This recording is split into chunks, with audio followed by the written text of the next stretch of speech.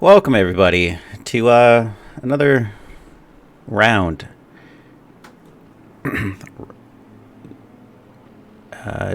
Beachley Rain at Misano. I feel like I've seen this before. It's definitely going to be something. It's just the start of it though. So welcome everybody. Um, I'm your commentator, Jay Alvarez. We got a really fantastic race for you today. This is going to be the GT3 Enduro Round 6 at Misano for the 2022 Winter Championship. Qualifying has started, and each qualifying session is going to be 7 minutes, 5 minutes long for each division. We have 3 divisions competing today.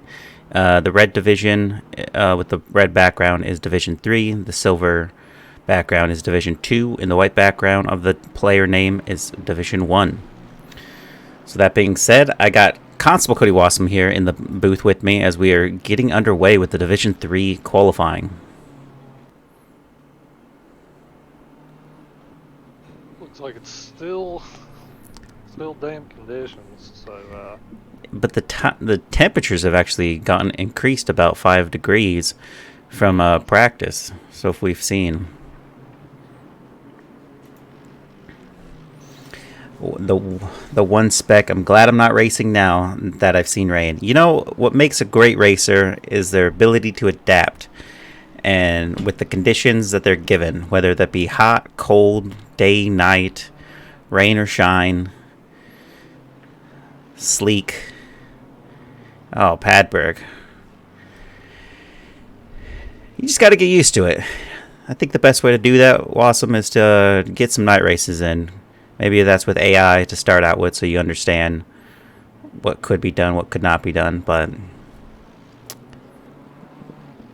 I think, yeah, I think one thing that's challenging about racing in the wet is, I mean, even qualifying is.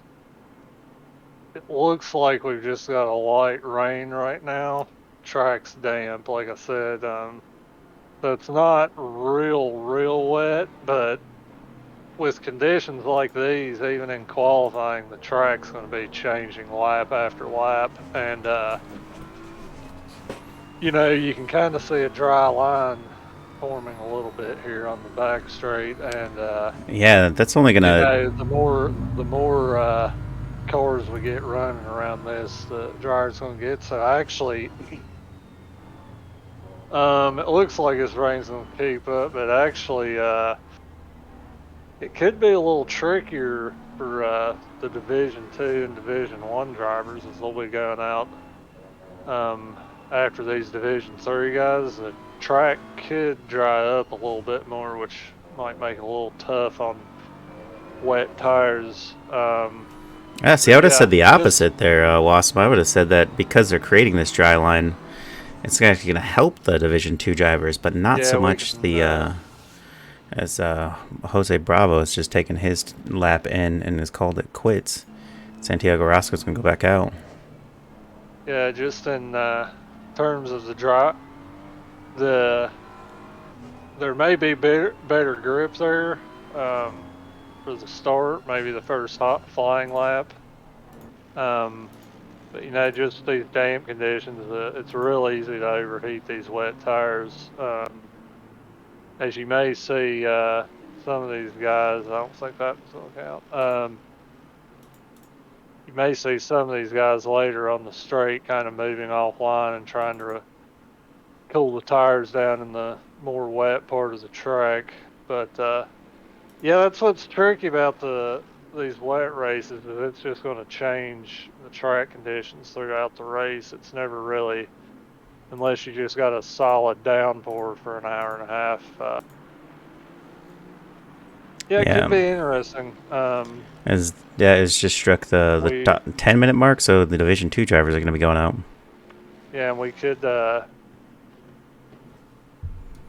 it's wet qualifying here. We could see a few drivers kind of getting shuffled around outside of where they normally would be. Um, Yeah, if and they're just stronger than normal in wet conditions or not really great in wet conditions, we could see the order get shuffled up a little bit here. Could And also, I mean, did we are. 80O cross the line in time? Because I mean, it doesn't look like he's he may have.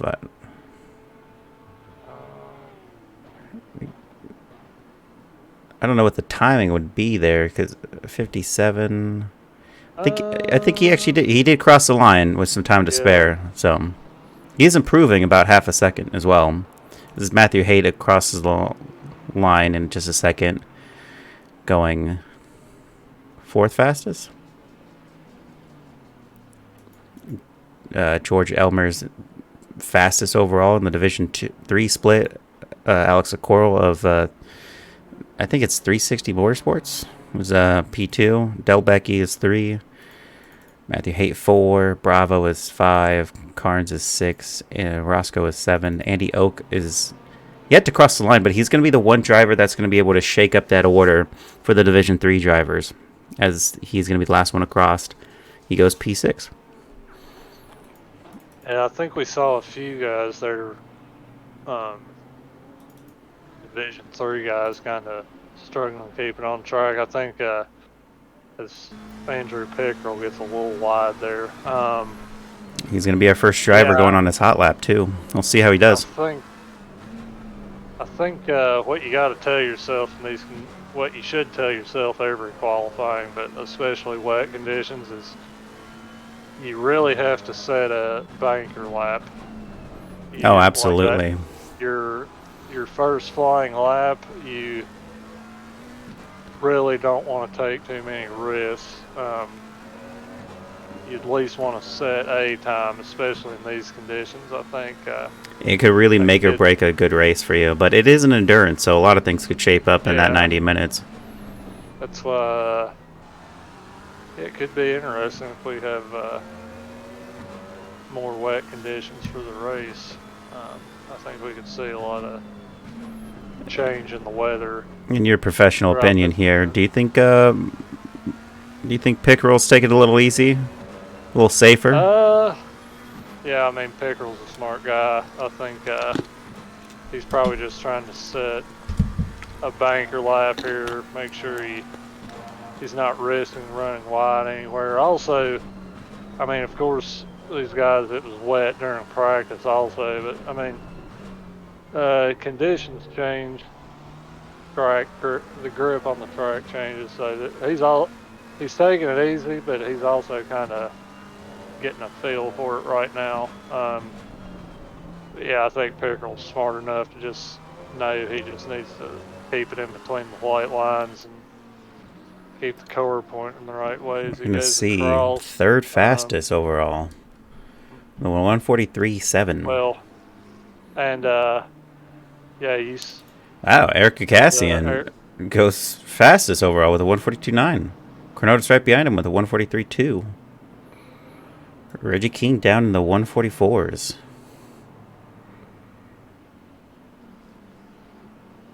Jason Provolone also with a 144.5.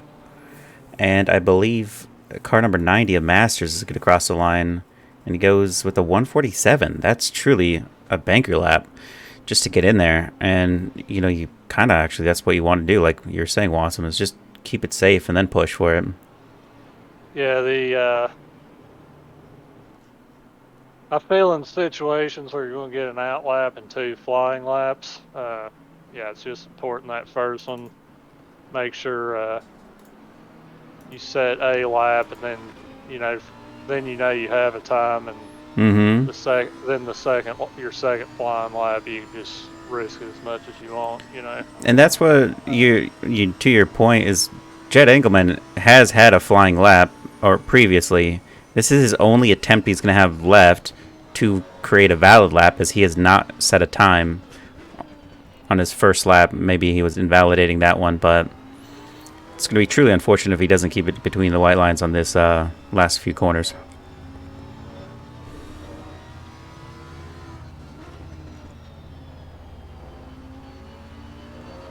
As all the Division 1 drivers have just gone out, with Danny Bazin leading the pack. Eric Cassian, yellow flag.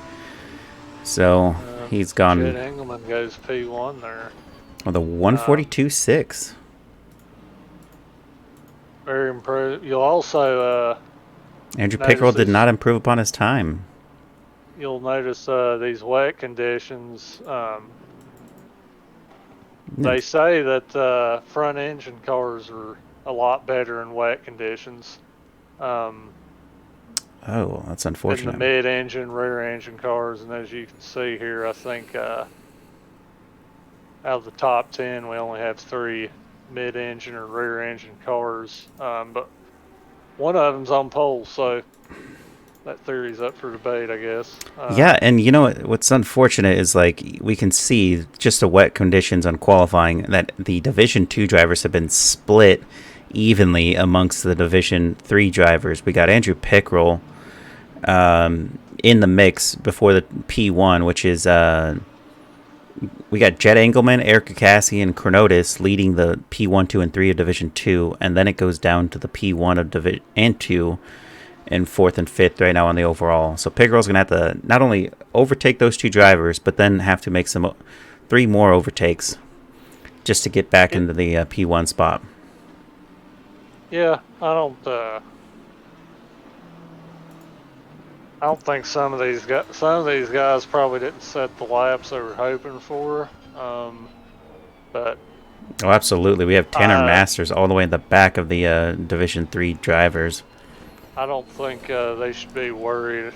I hope they're not worried because, hour and 30-minute race, and you're going to have to stop for fuel also. We can see possibly even tires if possibly some rain. So yeah, strategy could be really, really important here. Well, we did see from the last endurance that we had is that drivers did actually opt to take tires. Some drivers actually did, so we could be seeing, not because of weather conditions, but just truly what is fastest right now. How's it going, Cardo? Just did Misano in the rain Thursday with 949. It was a lot of fun, Padberg. Probably even better with a bad rest. Well, just drive with one arm. It's always a good idea.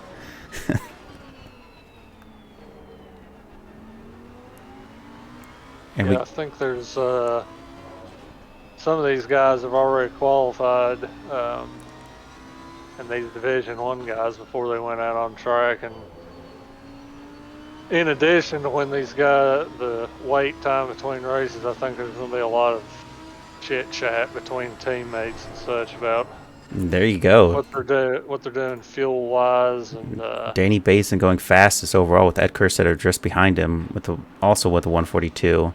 Andreas Massachero of Steve's Nation goes P3. Chris McKeezy of 360 Motorsports goes 6. Ali Raza takes it for Turner Motorsports in P2. Will Campbell of 360 Motorsports is in P8. And we have a driver of Jarek Snyder who has set a lap at a 144. Oh, and there goes Gage Gonzalo of Puerto Rico E-Racing Club going overall with a 140.9. Do you think that the dryness of the track kind of helped for this driver who's sitting in the back of this pack, able to just kind of push a little bit more grip out of these corners? It's possible. I mean, it's kind of, you're going to enjoy this track getting dry when you're going through the corners, but also won't be an issue in qualifying. But as you start finding these dry lines, and if you're really pushing and throwing it through the corners, your tires are going to start overheating because they are running wet tires now, and just the knobs on the tires, I guess you call it, the grip. Let's see, Danny. They may start overheating as if the track starts getting drier, but I don't think that'll be an issue in qualifying here. And is Danny Basin actually? He has enough to go for another one, but I don't think he does. Ed Kerstetter opts to go for it. They both cross the line with enough time to do another lap. Danny Basin goes to the pit lane with a 141.9, going 4th overall. Gage Gonzalez still holding the top pedestal right there with the fastest through sector 1, 2, and 3. Chris McKeezy able to cross the line with a 141.8. And Ali Raza not able to improve upon his time as he has also called it. And Andreas Massachero, I don't believe was able to cross the line in time, but maybe he was. I think the session has ended. Oh, I guess everyone was done. Mike Burkhoff unable to set a faster time. He's going to be P12. Jarek Snyder, also a Division 1 driver, going to be sitting in the back of the pack at P23. Oh, man. You hate to see it, Was. And then David Funk was able to get to P10, just behind Eric Jedingman and Eric Cassian, sitting in the top split right there. That's the top 10 for Eric Cassian. What an impressive drive that driver's gotten out of that. It was okay. Just kidding, Eric. As we're about to go underway. Still have a damp track here. And if I'm not mistaken, it went from no, it's same temperatures though. Same temperatures. And one of the winners previously of an endurance race at Brands Hatch, Gage Gonzalez, sitting on the front row next to Ed Kerstetter with his teammate Danny Basin, car number 52 of Area 52 Sim Racing, sitting in the second row with Chris McKeesey of 360 Motorsports. And if anyone's forgotten, this is exactly where this driver's livery looks like. Turner Motorsports of Ollie Raza right here, and right behind him is Andreas Massachero on the third row. And on the fourth row, his teammate, Will Campbell of 360 Motorsports, also sitting right there next to his teammate. That's a couple teams coming pretty close together. That's kind of nice to see. And then Jed Engelman of the 747, Eric Cassie in car number 55, David Funk in car number 39. That is Chronotis in car number 42, 47. Another team with just a single car splitting them. That's Mike Burkhoff in P12. And then we got George Elmer, Division 3, P1 provisionally, is sitting right there. I don't know, mid of the grade here. I think that's Alex Okoro, car number 26. And then we got Andrew Pickrell. Andrew Pickrell. Sorry. How dare you? He's just forgetting for a second. And with Adidas Parlay.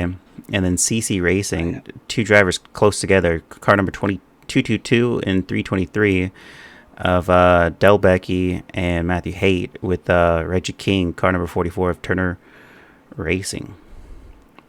And then we got Royal Racing of Spool, car number 66. Jose Bravo in car number 67 of Tacos Locos. And then car number 82 of Jason Provolone of Turner Motorsports. And then Andy Oak, car number 19. Car number 85 is Jarek Snyder. And car number 9 is somebody. We're almost at the session start. That's Gabe Carnes in car number 9. And then Santiago Orozco in car number 3. Car number 90 is Tanner Masters. And slow in, slow out, 917 Dave Ward, I should say. Yeah, so it looks, I think these guys won't be too upset with the conditions of the track right now, because I don't think temps gone up a little bit since practice, but oh yeah, 5 degrees. They've basically been running in the same conditions all the way through free practice 2 and qualifying, so at least they've gotten a little bit of running and practice on it. You know, they're not just going from a dry qualifying to a wet race, but yeah, they've been settling in on this. I think a lot of these guys are going to be checking the forecast every couple of turns to try to see if we're going to get more rain, less rain. stay the same because that's going to And even just using a really wet, affect. yeah, It's going to really affect pit strategy, I think. not only pitch strategy, but like just even the type of setup you're going to be using with the heavy wets or the light wets. And right now, everyone's probably on that light setup, but I think it's heavier than something they have to compensate for. But Tazaro, thank you for the follow about 10 minutes ago. Sorry I didn't catch that. This is just the outlap before we start this race. I'm going to see what it looks like for some of these drivers sitting in the middle here. Nothing too egregious yet, but we're going through a slow corner. Once this race starts, I think we're going to be seeing a huge swath of mist overtake some of these drivers.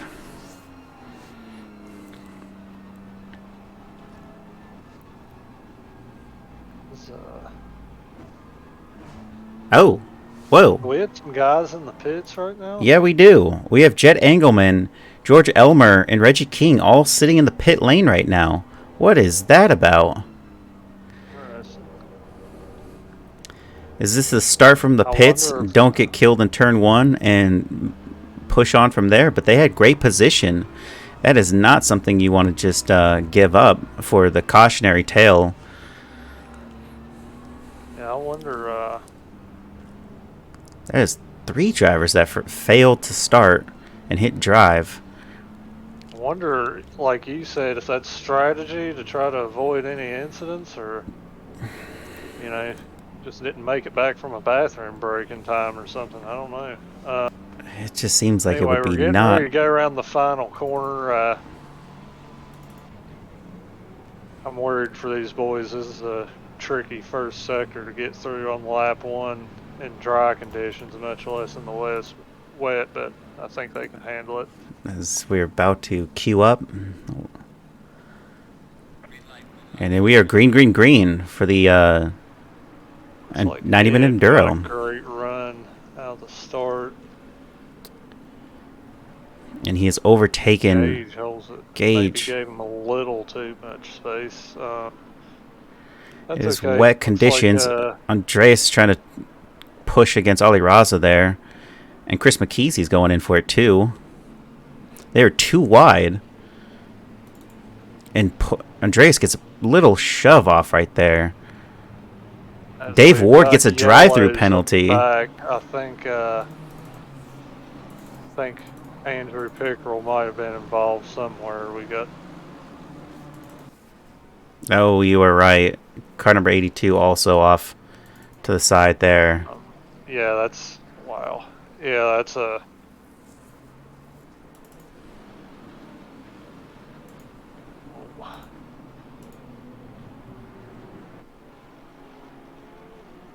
Yes, these guys are. And we got drivers exiting the pit lane. And car number 90 of Tanner Masters is out on the side there. It's car 67. Jose Bravo might have made a little bit of contact there. That's unfortunate. Gage Gonzalez not wanting to let Ed run away from this. It's important you got to keep pressure on the guy in head because, Ed Kerstetter, as soon as you start letting him get away, and he gets to the point and there goes Chris McKeesy on the inside. Kind of tried to send it there on Gage Gonzalez, but unable to make it happen. Danny Basin's still on the left-hand side. As Ali Raza takes the fastest lap, Will Campbell takes the fastest lap. They are now side by side, and Chris McKeesy goes through. What a move. And Danny Basin looks to try to have a go at him as well. Gage is going to go back at him. Oh, no! And Chris McKeesy is in the wall. Got a little hip check there. That's going to be a lot of hood damage. Yikes, that is. And then Danny Basin going side by side, going a little wide there.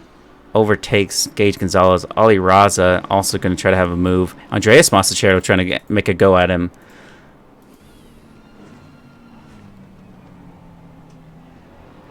And on the left-hand side, Andreas is still having to fight. These 2 drivers going too wide through these corners.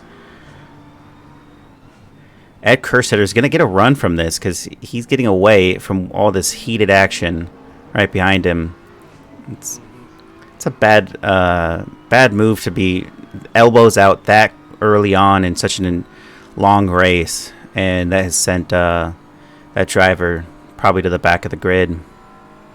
Something you can see as car 44, 747, and 202 are now sitting in front of some drivers that were previously in some incidences. So maybe that was a smart move.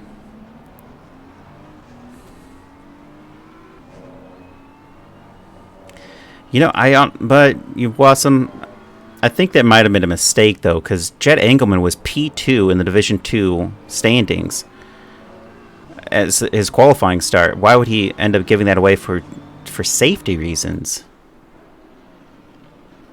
I don't know. I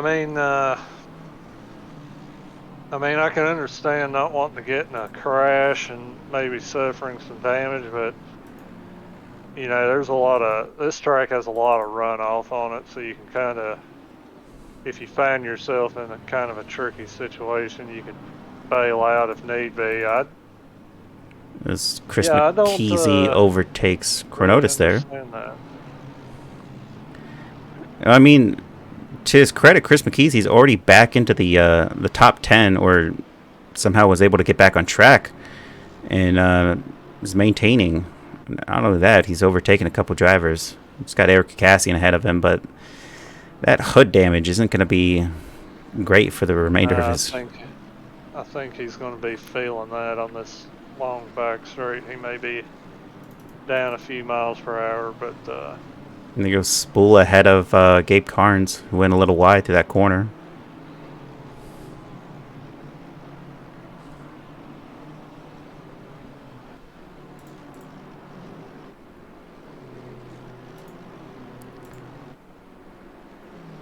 And where are we at here?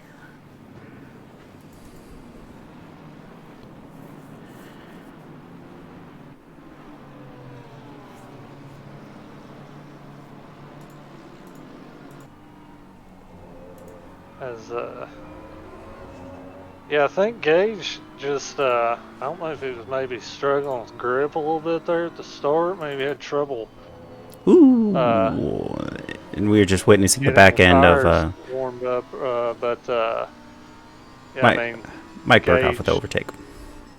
Going back on the attack here, trying to make up some ground.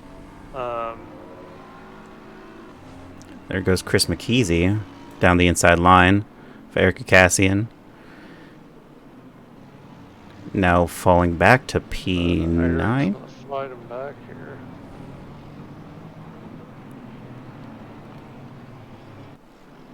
Eric Cassian is sitting in P1 for the Division 2 title right now. It's good on him for that.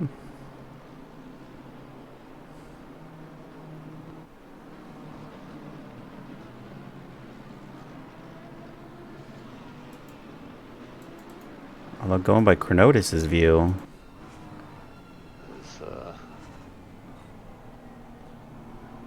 just looking at the track map here, Ed Kersetter is in another zip code from the rest of the field right now. I think he's oh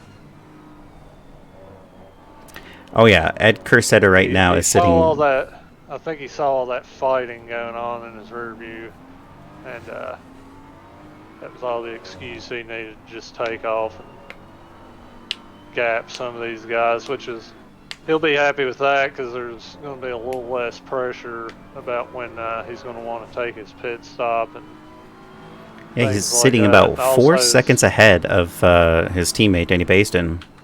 Yeah, also he's got his teammate behind him too, so. Well, they are teammates. Kind of coordinate. They have battled. We heard that last week. They gloves are off. And they have shown gloves to be off in several races that we've witnessed. One fatally ruining both their races. So that's it's one of those ones you got to look out for. It's the old Red Bull of Verstappen and Ricciardo all over again. Oh no, sir! Or Nika. Bash and Vettel and Mark Webber. And there action right goes there. Chronotis down the inside line. Is he going to be able to take it? We're looking through the view of Mike Burkhoff as he sees Chronotis right ahead of him and Erica Cassian, the car ahead of Chronotis, still battling for You that know, spot. I noticed watching from outside, these guys were going through the corners nice and smooth, hitting their braking points, making it look real easy. But if you watch the steering inputs here, you can tell these guys are really fighting the car a lot and trying to keep it pointing in the right direction. So they're making it look easy, but yeah, looks like a It's pretty tricky time they're having right now. Yeah, you can see Kronos just really holding together, making minor adjustments. And Lunks LZ10, thank you for the follow, man.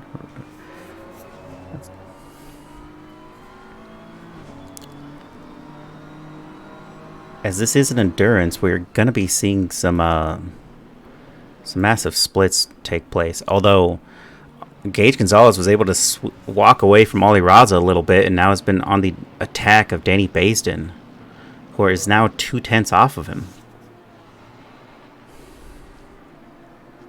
Yeah, they've said a couple laps ago the gap between Ed and Danny was about 4 seconds. Does that sound right? Mm-hmm. Yep. It looks like they've cut into that gap a little bit, so.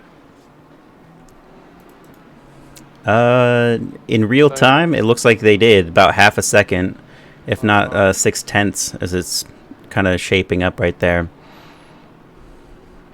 And I think the only advantage Gage has right now is that McLaren speed during the straights here.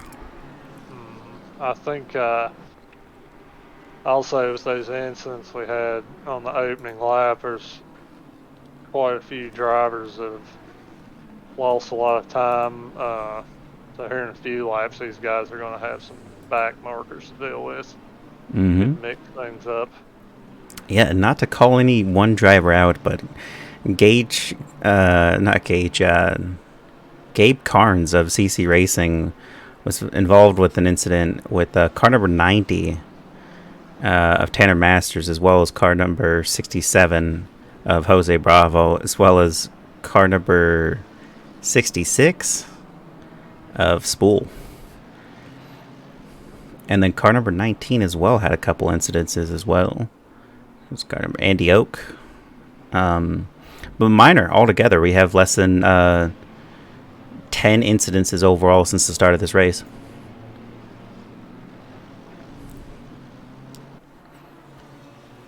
Probably say those are really good numbers there, Wassum.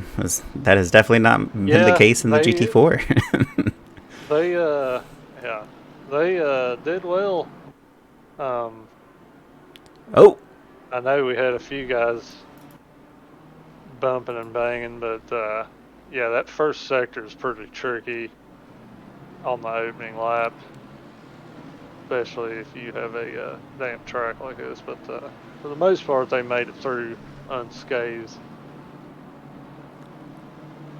We'll have Christian McKeesey battling back. He's already made up a couple positions after that incident. Yeah, I mean, his damage might not be so bad after all, because considering that he's still pushing against this Lambo right ahead of him. Seems these Mercedes guys have pretty good pace in these conditions. I think, you can see, I noticed William Campbell and Christian McKeesey, they're really throwing the car into some of these corners and getting good drive out, so they seem pretty confident. Yeah, well, I can tell you right now, Wasp, we got Will Campbell doing 142s on average, and then Chris McKeesey also was doing a 142.8 and just did a 143.2. I think. Danny Basin goes a little wide. And one of the Tacos Locos drivers is off the track.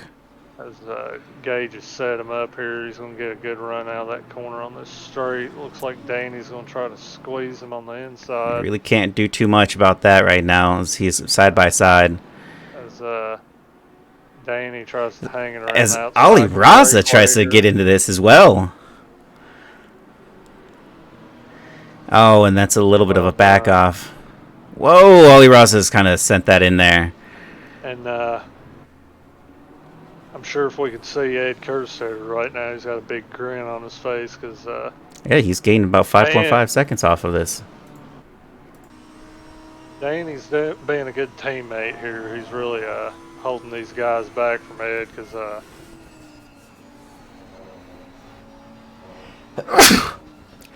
I don't believe Danny's doing this out of the goodness of his heart, but more of I think he's worried about his own position, but at the same time, if you can help yourself and somebody else, why not?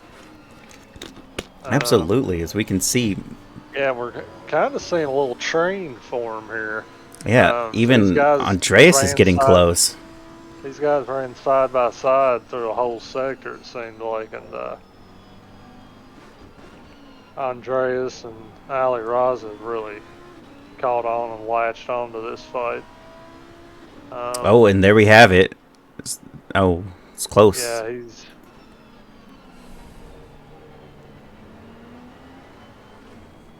I think. And, you know, just the way that these three drivers are fighting right now. Andreas Masachero is in P5, and he's actually pulled a full second back in and is now sitting only a few tenths off of the driver, Ali Raza. That is just putting a bunch of fast boys together for one, I would hope, terrific fight that is clean.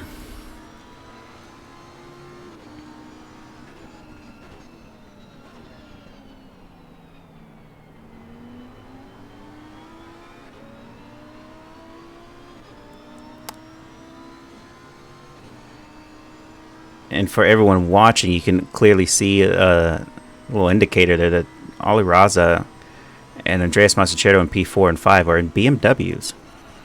And Danny Bazin in the Lambo with McLaren right behind him.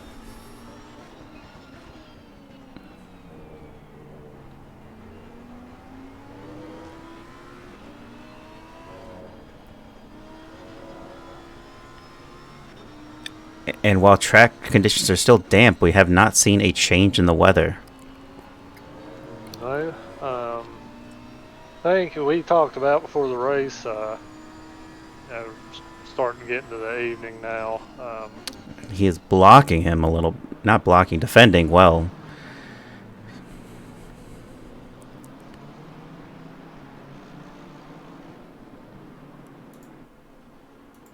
Yeah, I think Danny's just perfectly placing his car here. And you can see the heat form. Look at these drivers. Ali Raza sitting with two drivers ahead of him, really fighting for it, and Andreas is just behind him, also pushing that back end. It's got to be a precarious position to be in. He knows he's going to try to make some time here. Andreas is getting really close.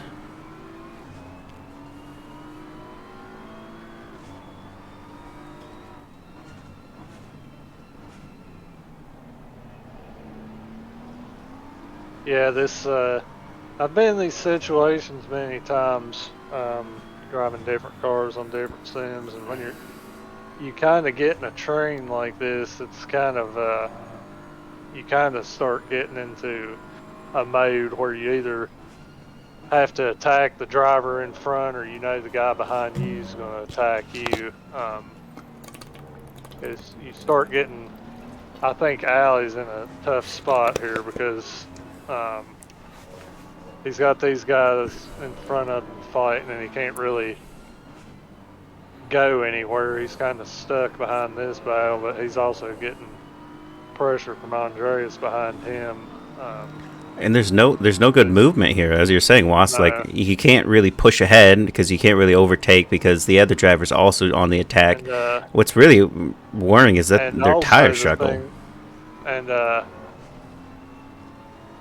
Gage Gonzalez has to keep in mind here too, which I'm sure he's fully aware, but he can't get too focused on trying to pass Danny because if he makes a mistake or runs wide and leaves a gap open, Ollie Raza is going to be more than happy to try to make a move. But yeah, we're only 18 minutes into this race right now, and still covering off that inside line.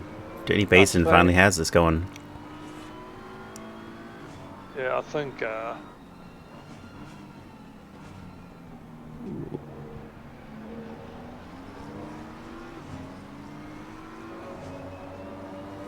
if Gage wants to get by here, he's either going to have to do something a little out there with pit strategy, or he's just going to have to go for one and make it stick, which I understand he's doesn't want to cause an incident, of course, and probably a little more apprehensive because he already had that one incident with Christian McKeesey. So, you know, they're keeping it clean so far, having a good fight. But I think Gage is probably just watching that gap Ed has increased lap after lap as he gets onto the curb a little bit. Now this and he's really blocking him. Danny's chopping his nose off there. Oh no! And no contact was made there, folks. Car number 14 just slipped up through that possible dirty air. He's gonna have to pull back about 2.5 seconds there. That's unfortunate for him. Yeah, I think he just sent a little too much. I think he had to jab on the brakes there, and the car got a little unstable. But he was jabbing the brakes, trying to avoid Ollie Raza. So, yeah, really good driving going on here. I don't think these guys have made contact yet, and I hope I don't commentator curse them. They definitely did not make the contact yet. Gage sends one around the outside. They're about side by side. As we'll see here if we can see this McLaren straight line speed you were talking about earlier. It's not going to be enough. He's got the inside line. Danny Basin's playing it strategically each lap after lap, putting his car where it needs to be. Ed Kerstetter has a 10-second gap now. This battle has really spread the pace for him.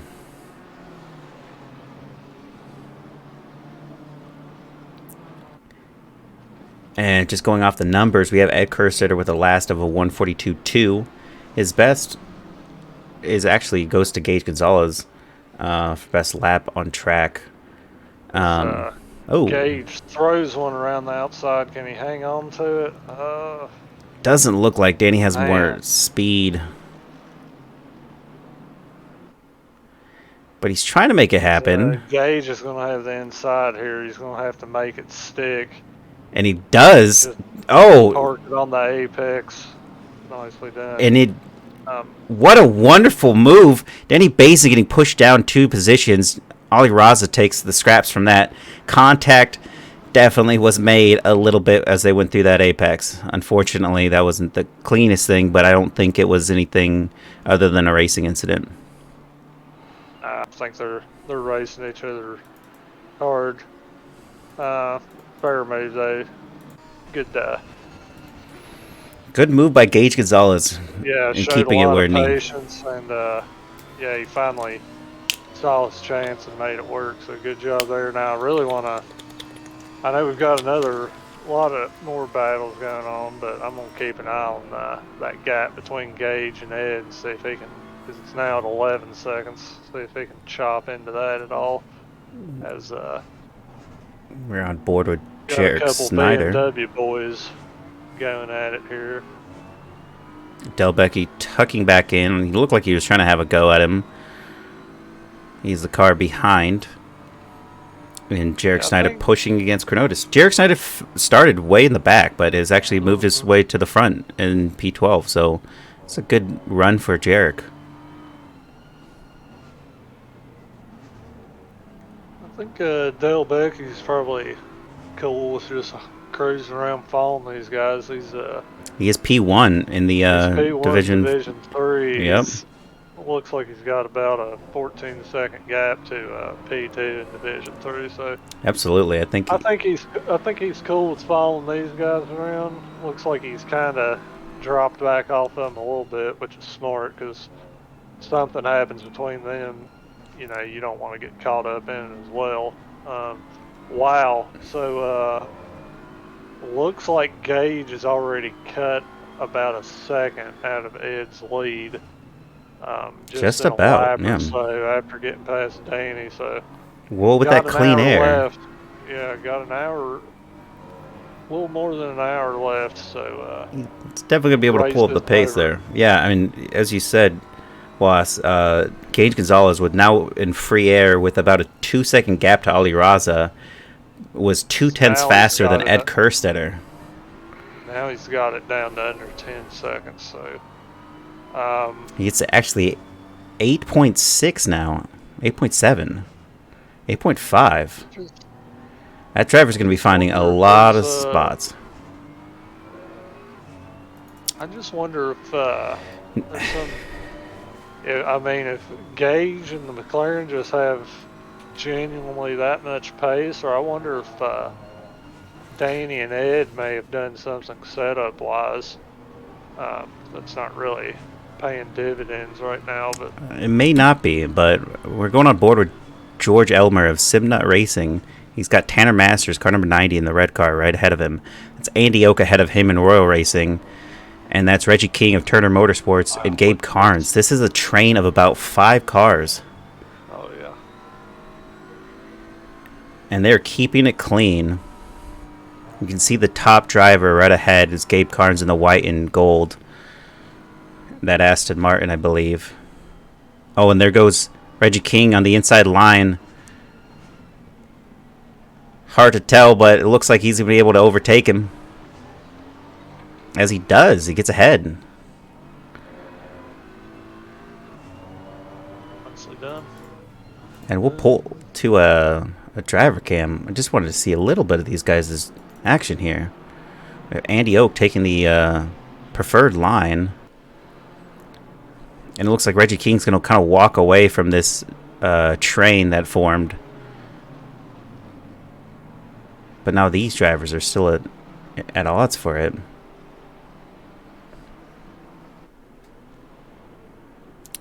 You know, and as we pulled away from the other one, it looks like Jarek Steiner was able to overtake... oh, there goes George Elmer down the inside line. Overtakes Tanner Masters. Gets a little rub there, gives him space into this next one.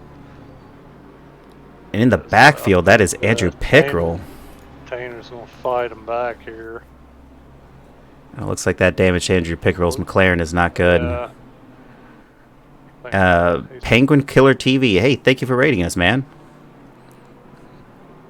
That's pretty cool. For anyone just joining us, we're about 23 minutes, 27 minutes into this 90-minute enduro. So we have Andy Oak trying to have the inside, trying to go for it on Gabe Carnes. Ugh. Looks like he's got some damage as well. Yeah, it looks like he's been in some battles too so far. Well, I did say that Gabe Carnes has had contact with 3 drivers throughout this race. Actually, that number is going to be 5 drivers. 5 instances for Gabe Carnes, but Oh boy. nothing too serious.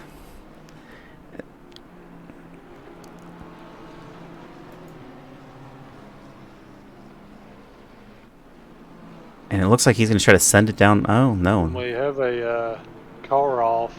Car number 6. Like after turn 3, we should be passing it here. It's Santiago Orozco of Tacos Locos team. Oh, and look at that. George Elmer, sorry, is going to try to make a move.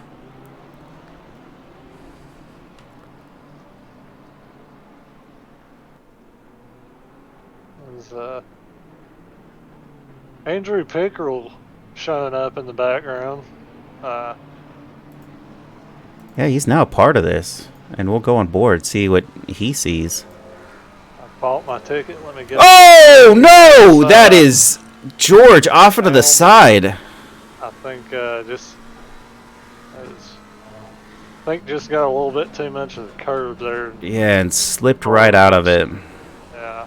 He's back on track and going to go back at it, but Yeah, he he's just gonna dropped get back significantly. into it. That's going to... Unfortunate. Andrew Pickerel will take those all day. I'll push him further up the track, but... I want to see what the... As Gage has gotten that gap down to 8 seconds now. Now look at this. Delbecky just goes for the move on Chronotis for car number 42 right there, as you see. Overtakes him cleanly. And now Division 3 driver, who's P1 in his division, is now sitting in P12. The overall. That is a very impressive move. And his pace is very strong here. He's just slightly ever so faster than Chronotis on the last lap. I'd say 2 to 4 tenths.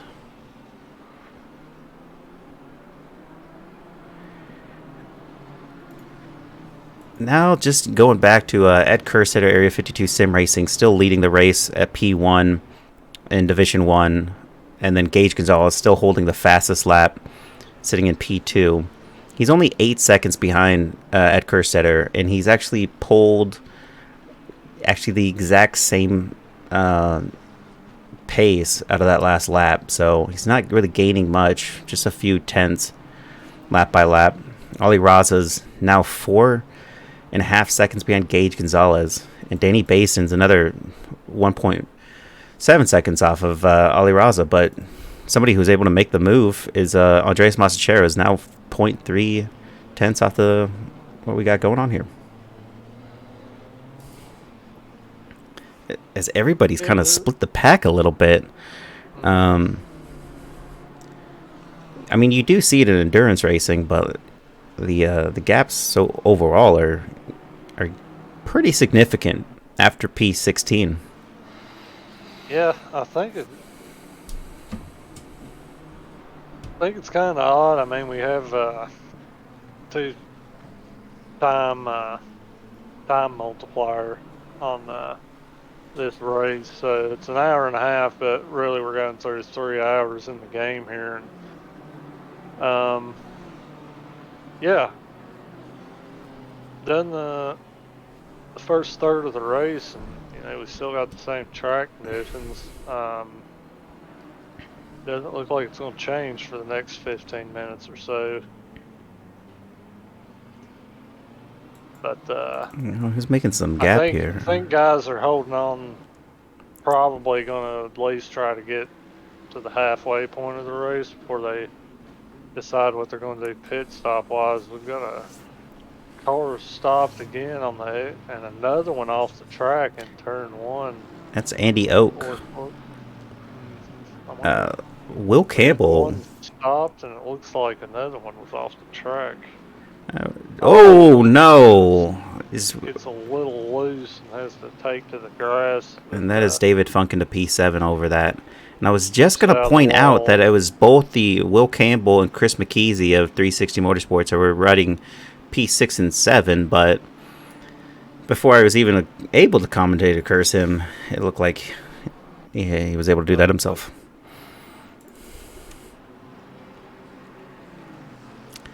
Now, going off of Andrew Pickerel here, car number 33. The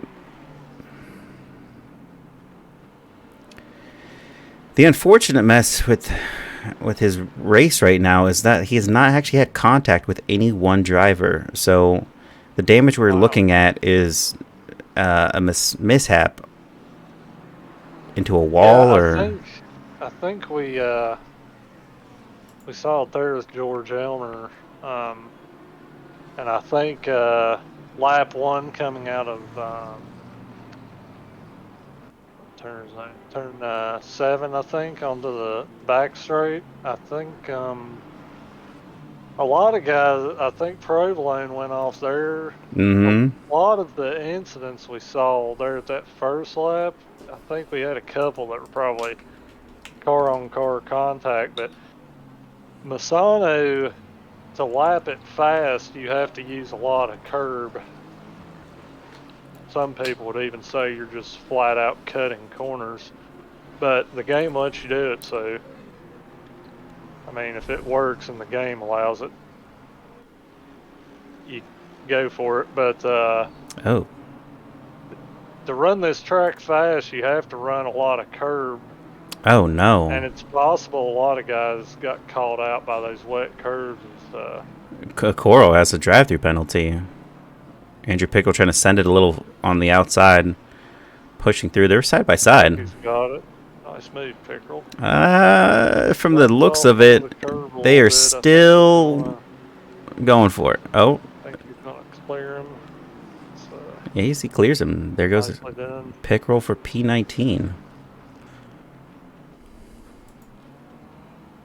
And now we're going to Mike Burkhoff, who's with Red Eye Racing. And Eric Cassian's still in the top 10, but will he be put back into the 10th spot? We're about 2/10 away from knowing.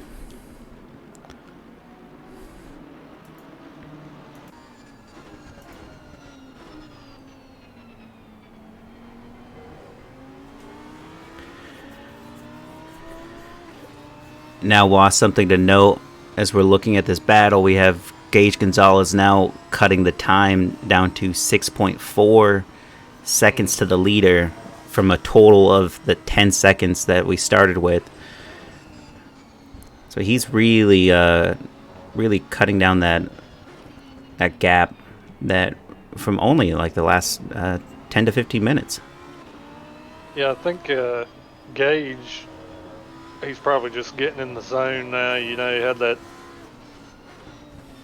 battle with Danny, sweet battle, that went on for quite a while. He's probably, now that he's kind of able to gap those guys and he's got clear track in front of him to go after Ed, probably just getting in the zone here, probably not having to think much about anything. You know, he's just driving, hitting braking points, apexes, exits, and probably just in the zone, not feeling a lot of pressure. He's got 55 minutes left to catch up to Ed and get the move done. So I'd say Gage is probably pretty relaxed right now. And there goes Mike Burkhoff on the outside line as Eric just defended the inside. You can clearly see his teammate Jed Engelman in the background there. Is it going to be enough? Mike's going to have the inside here as Eric gives him a little bit of a squeeze, but fair enough. As he overtakes him Mike's cleanly. Able to go through. As P9 for Mike Burkhoff.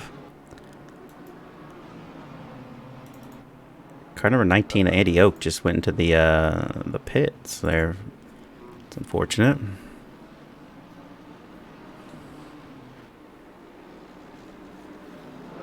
Looks like David Funk's starting to work on Christian McKeesey a little bit. William Campbell's not far behind them. And would you look at it? Who's the other driver?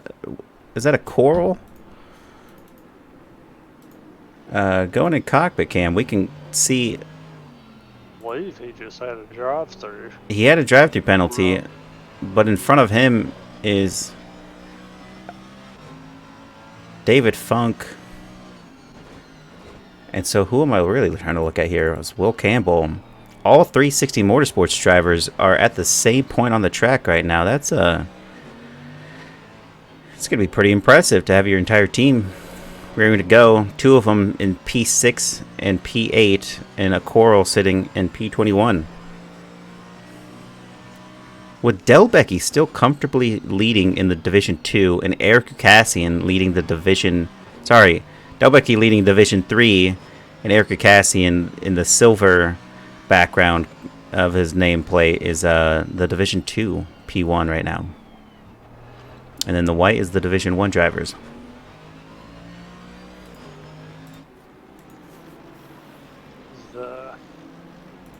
I was wondering about this. Looks like William Campbell there was running offline a little bit on the straight, so maybe he's getting the tires a little too hot as Ooh. Jarek Snyder runs a little wide on the curb and the Enough wide for Delbecky to make a NASCAR move on curve. him. And he goes for it.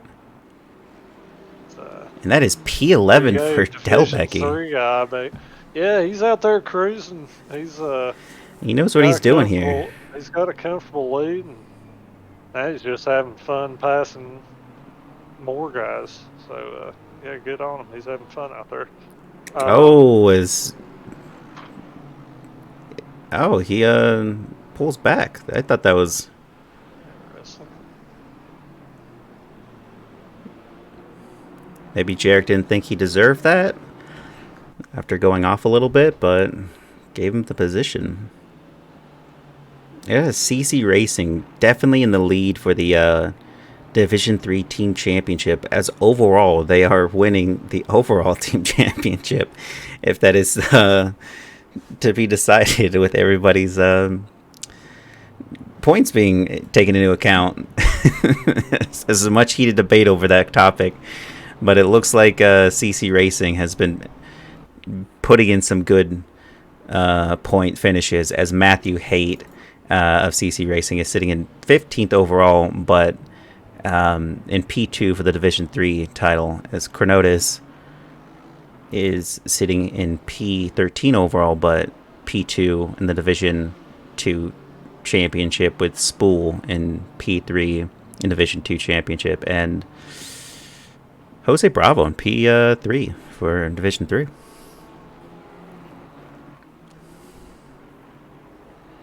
Now we have Andy Oakes still sitting in the pits. Or no, actually going into the pit lane. Oh, as he has a 30-second stop and go penalty. Oh, that was after the fact. He has to go right back in. Oh. No. You hate to see it. That's going to put him... And this track here, as you see him going along, he's still in the pit lane. You don't exit the pits until... Oh, no. He's still on the pit lane. Yeah, this is a super long pit lane, so this is... And fortunately for Delbecky, he has a drive-through penalty. Oh, man. That's, yeah, as I mentioned earlier, this is a Misano. If you want to run fast and do competitive laps, you got to take a lot of curb and cut a lot of the curb, and especially this first sector of the track. And it's real easy to get off tracks, and which I think is why a few of these guys have gotten drive-throughs, and it's a terrible combo because Misano's got one of the worst pit lanes in the game. Well, as far as distance and how much time you can lose. What's unfortunate for Delbecky is because of this drive-through penalty, it's going to take him around 25 seconds to cross that pit lane, maybe 30 overall, but it's not enough to remain in the P1 spot. He's actually going to be overtaken by both P2, possibly P3. I'm not quite sure. It's going to be cutting close if he doesn't keep P2. He's definitely going to lose out to his teammate Matthew Haight of CC Racing. So, don't know if Delbecky's going to plan on going in right now for his drive-through penalty, but we definitely want to be around to see where the shakeup happens. And Wass, giving you some pertinent information here, we have Gage Gonzalez now 3.7 seconds off of the race lead. And here he goes for it. Now it's just a matter of making sure you don't speed. Again. Or, yeah. He didn't... I think his is probably for off tracks, yeah. As Christian Casey also coming in the pits. So now that's Matthew Haight going down the start straight finish. He's going to be passing his teammate. And that goes P1 for Matthew Haight of CC Racing. And Jose Bravo, one corner left to go before going through that final straight. I think Delbecky's going to be able to hold on to P2.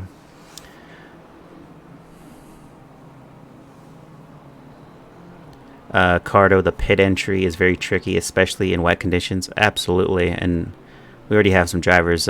Maybe they're opting to repair some of that damage that they have. But there goes Delbeck. He's sitting in P2, just behind his teammate, and he's been running faster than his teammate. So it's going to be a matter of who lets who by, or is he going to let him by, or is he going to have to fight him for it? Chris McKeesey doing his mandatory pit stop, which is why you see that one next to everyone's name, their number. So only a few drivers so far have done so. That's a Coral, Provolone, and Elmer.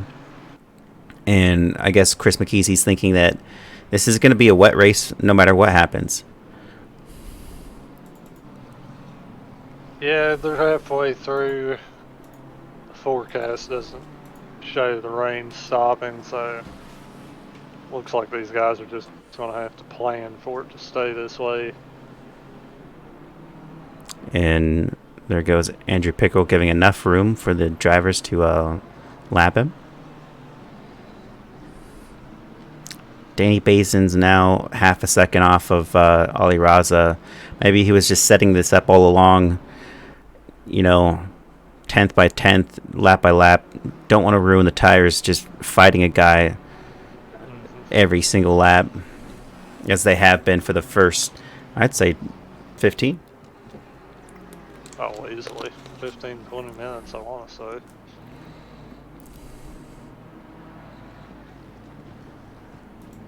Yeah, we're starting to see guys come in the pits. Rosie King's going in. I'm just,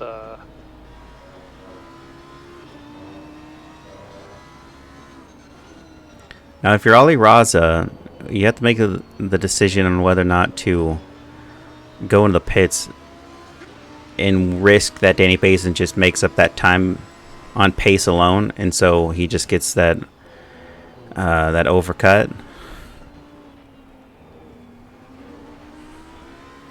And, and that is going to maybe give him a little bit of space. You can be smart here if you're Danny. If Danny's kind of getting in the part of the race where he's not going to mind pitting as he gets well out of shape there. Yeah, he's losing a bit of time. If he's starting to get in his pit window, if they run into sector 3 and he can check on his relative in the track map, and it looks like they're going to start catching some back markers. Yeah, and Pickrell just went really wide there. We could see Danny dive in the pits and maybe try to do an undercut in hopes that Ali Raza gets caught up behind some lap traffic, but we'll see. They've got some time to think about it. Don't want to. And Chris McKeesey was. Gonzalez is now down to 30 seconds. Gap that was actually 12. 2.4 seconds now. But something that's going to be interesting to note is Chris McKeesey was running P6 before he went into the pit lane. He's the only driver to do so, and Will Campbell, his teammate, is about a full lap down. Well, it's actually going to change in just a second. McKeesey did have damage. I haven't noticed on the outside cam if he's fixed the hood or not, but I wonder if he took tires, because it seemed like he was in the pits for a while. Well, just going off what's happening here now is 10, 20, 40.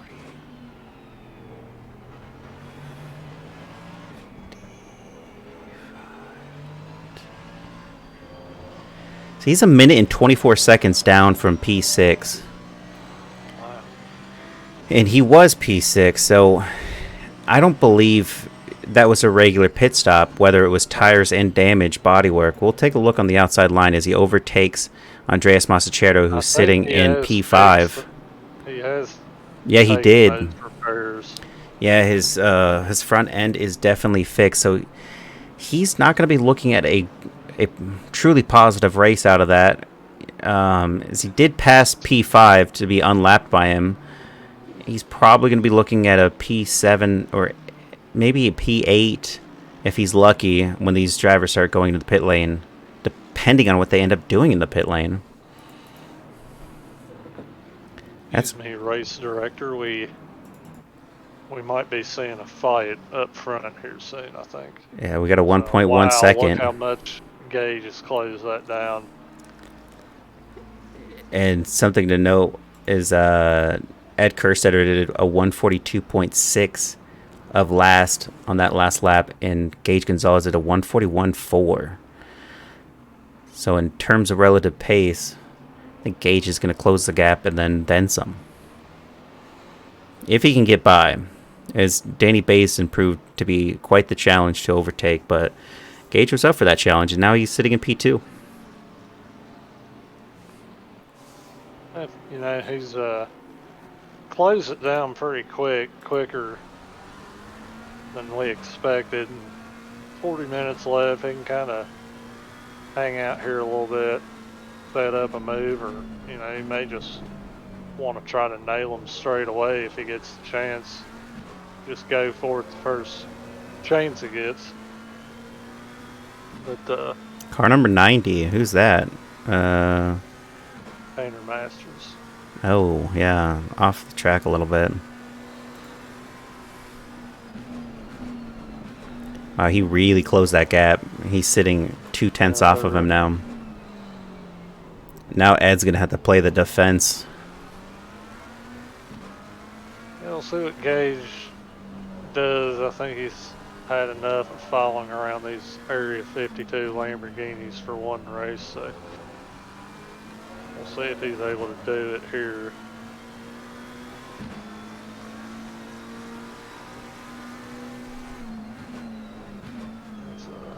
It's Ed not closing on the inside, just trying to get in Ed's mirrors a little bit and let him know he's there.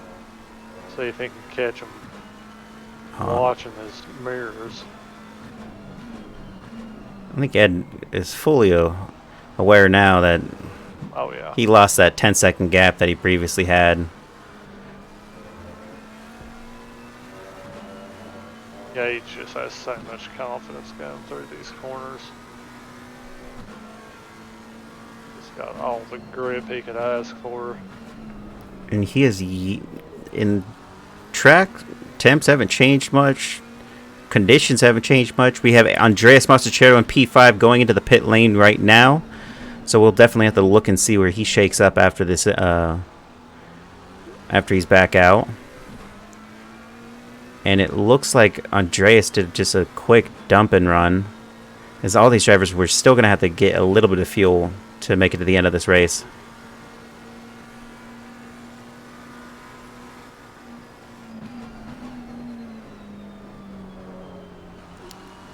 Gage gets a good run through there.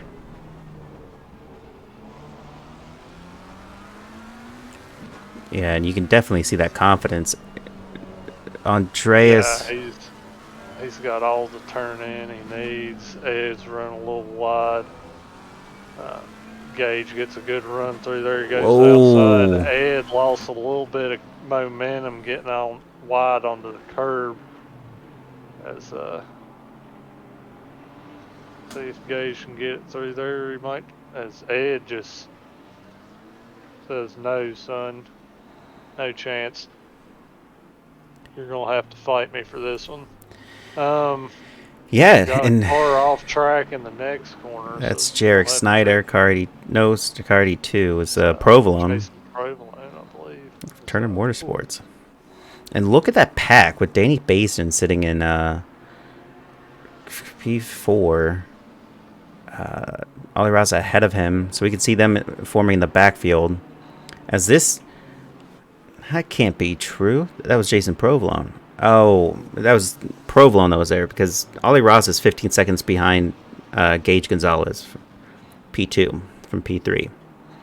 So they were really out in their own on this battle. Ed runs a little wide there, and Gage is going to have a run up the inside down this long back straight. Doesn't go for it, though. Ed pulls over and covers off the inside. Whoa! Do we? Oh. Careful, boys.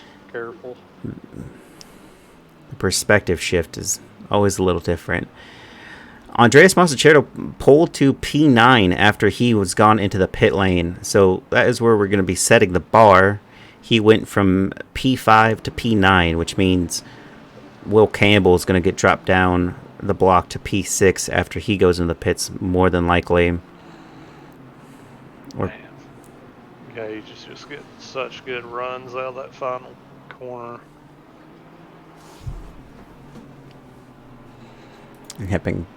Hopping back on a different cam here.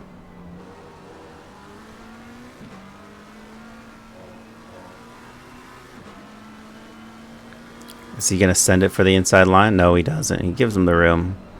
Doesn't want a repeat of what happened. Yeah, I don't think Gage is in too much of a rush here. He knows he's got the pace. He's just, we saw earlier was Danny Bays and got plenty of patience to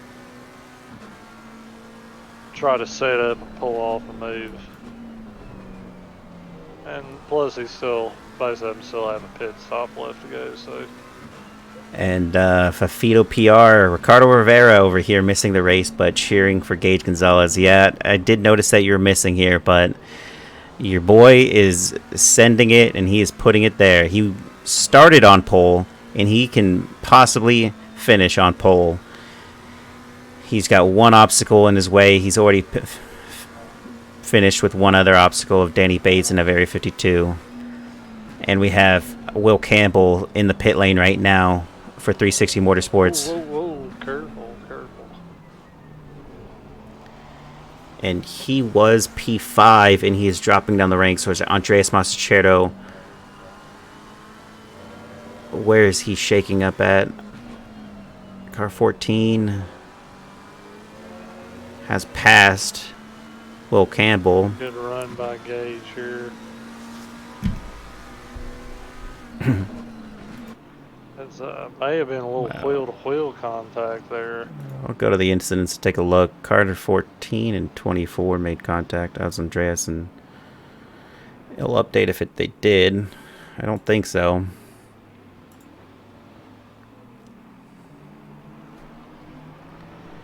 Looks to be okay. No contact made. Whoa.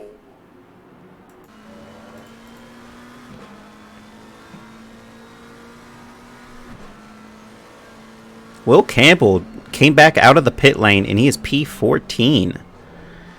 Right behind his teammate, right in front of his teammate, Chris McKeesey, by just about 2 seconds. Well, those teammates are going to be running together. That is highly unfortunate. Having gone from to P5. Of course, all these drivers ahead of him still at the pit. Andreas didn't have that much of an issue with his pit because he's sitting still at P8. From originally, I think, wasn't Andreas P5? Yeah, he was P5. Whoa! And car number 222 of Delbecky definitely made Ed Kersetter think twice, and he gets out of the way there. And that kind of opened up the door for Gage. Not too much, though, but he has to also react to that.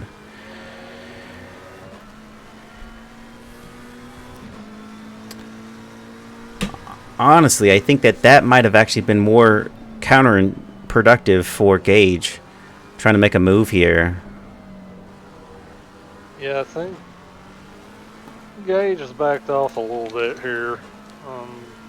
We kind of saw him running offline, trying to cool the tires down a little bit on the front straight, but he's got plenty of time left. But I think he's just backed off for a lap or two. As I say that, he's right back on Ed's tail. But yeah, just dropping back a little bit, catch his breath, regroup, get back up there and start fighting again.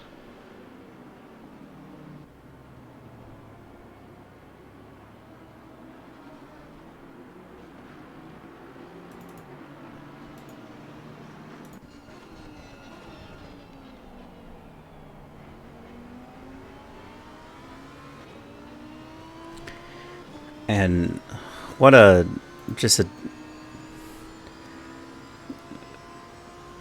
would say in Delbecky's just race was really strong, really competitive, sitting in the top spots of P11 and dropping down to actually he's P12. But he hasn't gotten in the pit lane just yet. But just not able to get his groove back after that incident that occurred with his stop and go, or his drive-through penalty. Having his teammate about, I think 18 seconds ahead of him. I might be wrong there. It's 12 seconds behind his teammate.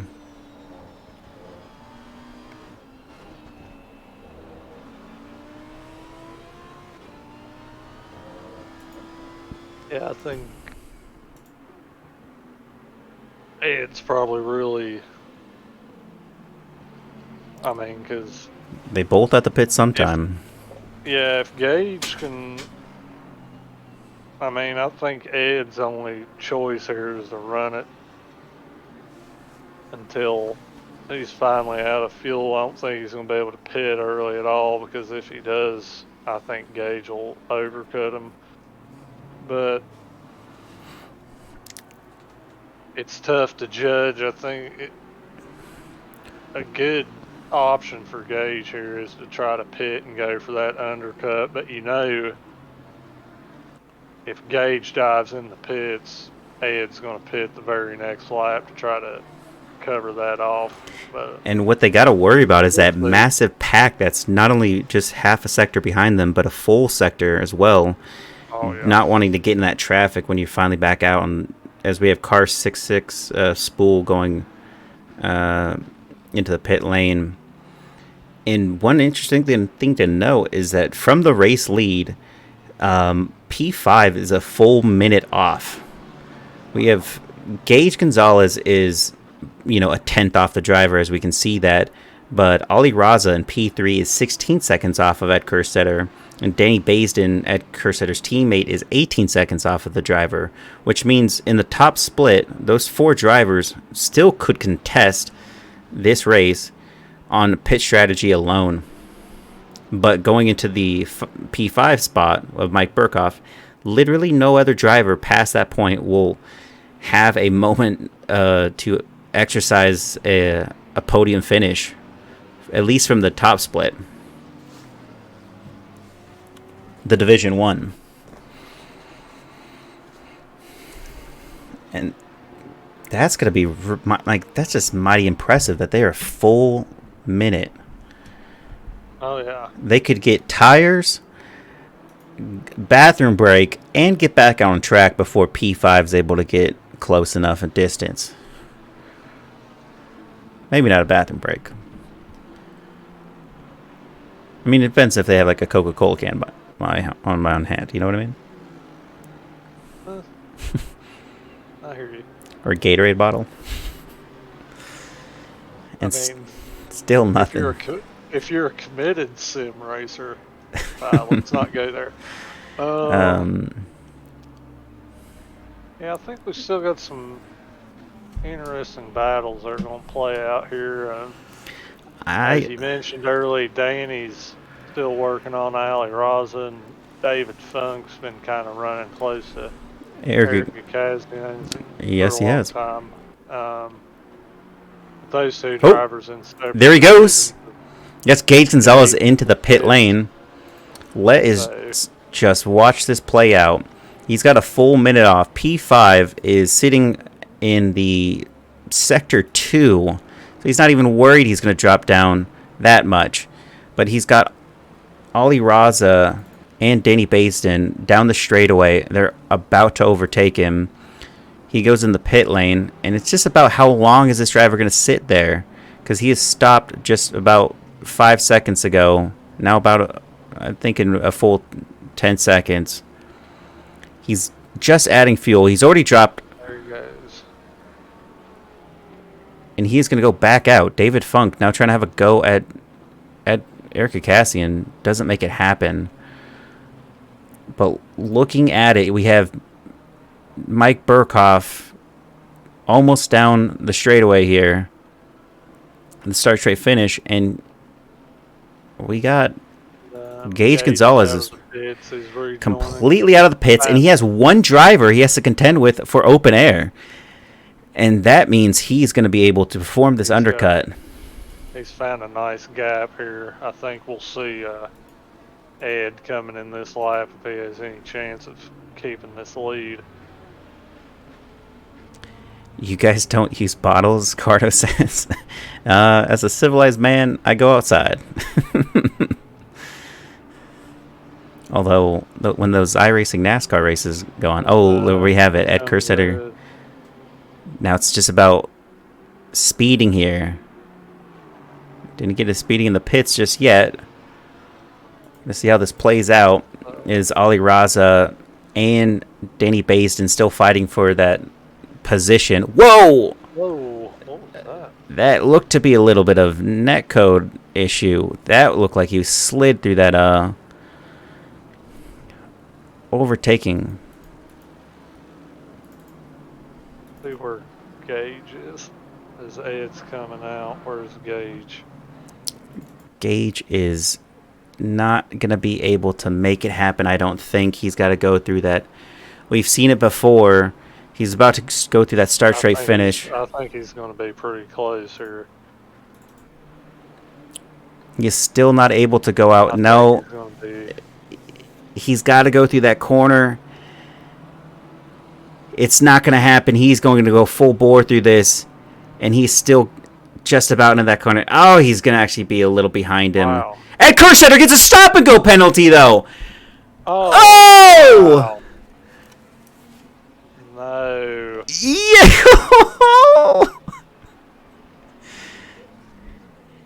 That's going to be tough.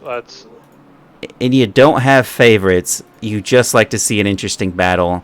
And there is no way that is going to be possible now.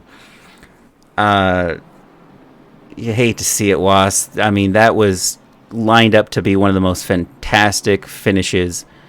The battle was there for the majority of this race, and now with that stop-and-go penalty, Ed is going to be sitting in P4 after the shakeup is about over. And it's not even... actually, it's possible Ed doesn't even get to be in P4, knowing that the P5 and P6 are now just about 15... They'll be about 20 seconds behind him.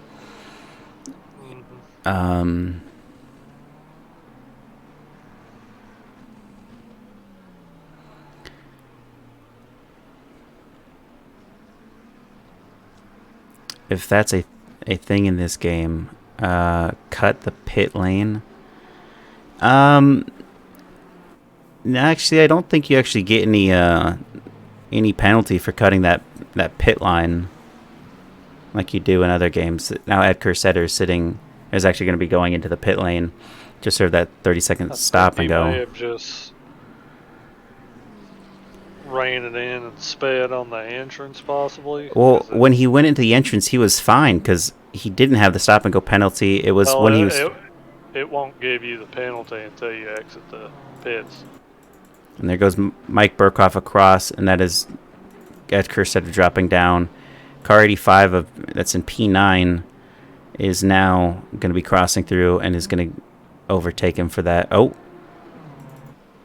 It's crossing through. No, it looks like if Ed is lucky, he'll be in front of Chronotis.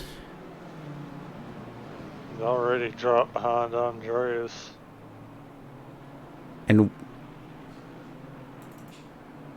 oh no, he's going to drop behind.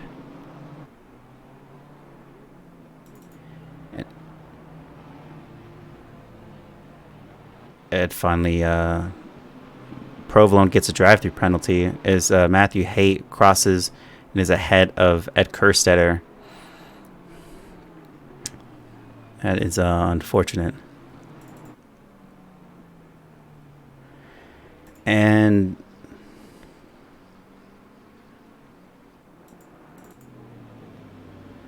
both these drivers of William Campbell and Chris McKeesey still sitting pretty well.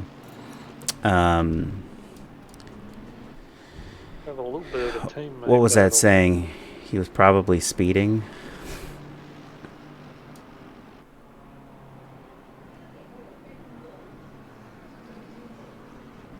He did look quick to go into the entry. It wasn't quite sure. Muff, I'm not.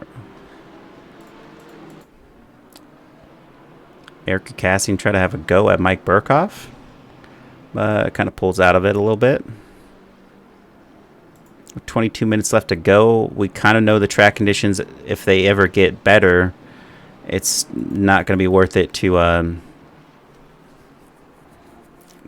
make these a tire change. And Gage Gonzalez is only 26 seconds off of these drivers, so he's definitely going to be back into provisional pole shortly, whatever these drivers decide to do. Yeah, we do have an interesting battle forming here. All right. Denny Baston now making that push, as both these drivers have yet to go in. Car number 90 of Tanner Masters now off the track, back onto it. Guess we'll see in just a second.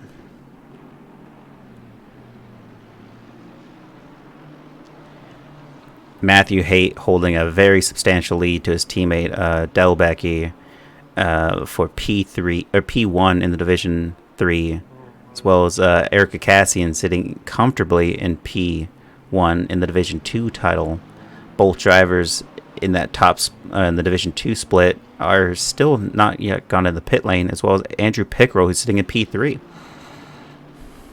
and Chronotis in P2.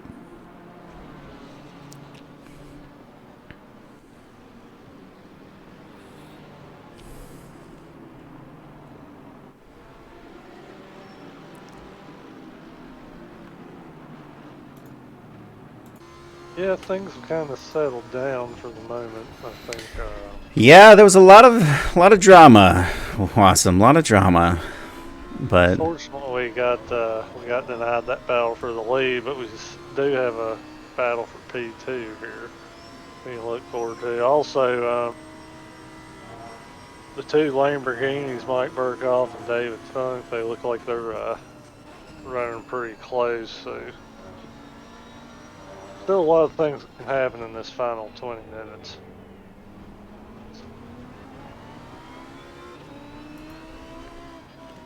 And changing over to David Funk,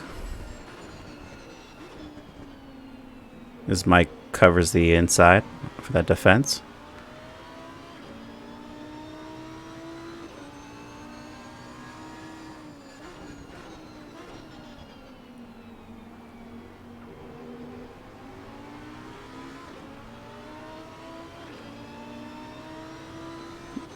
Mike once again going on the right side to cover the inside line. Whoa. Oh, yeah, you don't want to do that, Mike. He came back over on him a little bit. Yeah, I'm not sure if he's just trying to take away the slipstream or trying to cool his tires, maybe. It's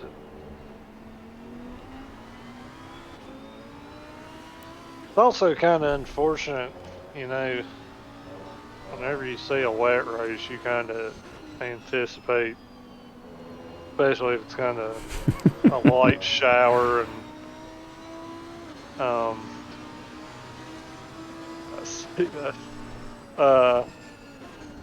If it's just a light shower like this and a damp track, you kind of expect the weather to change a little bit, whether it be more rain or stop raining. I was hoping we would get that. It would shake things up a little bit, but it looks like we're just gonna we're gonna drizzle for the race. That is true. And another thing to note, the battle for P, I think this would be the battle for P 5 and 6 that we're looking at. They are 4 and 5. They might actually come out to 6 and 7. But Andreas Massachero is the first driver in the top of the grid to go into the pit lane to serve his mandatory pit stop. Is sitting in P6, right behind David Funk, who's in P5. That is a massive advantage for Andreas Massachero. We're looking at an advantage where he could actually have pulled an impressive undercut against Ali Raza and Danny Bateson even, because they still have to go into the pit lane. And Andreas is 50 seconds to the leader, which means the pit stop itself is about 25 seconds, or 25 to 30 seconds in that pit lane, but the stop itself is anywhere from 5 to 12 is what we're seeing out of some of these drivers putting in extra fuel. But that margin might be enough for Andreas to take P3.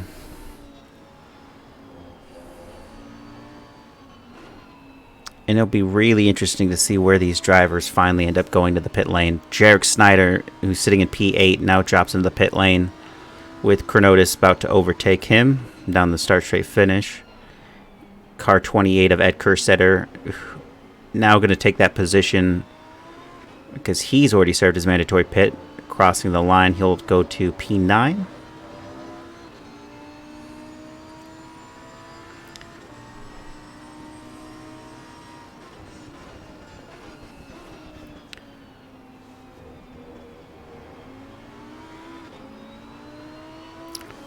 And it really just goes to show you. Oh, we have more drivers going to the pit lane. Jarek Snyder's exiting. Matthew Haight is gone in. Delbecke ahead of his teammate for P1 of Division 3.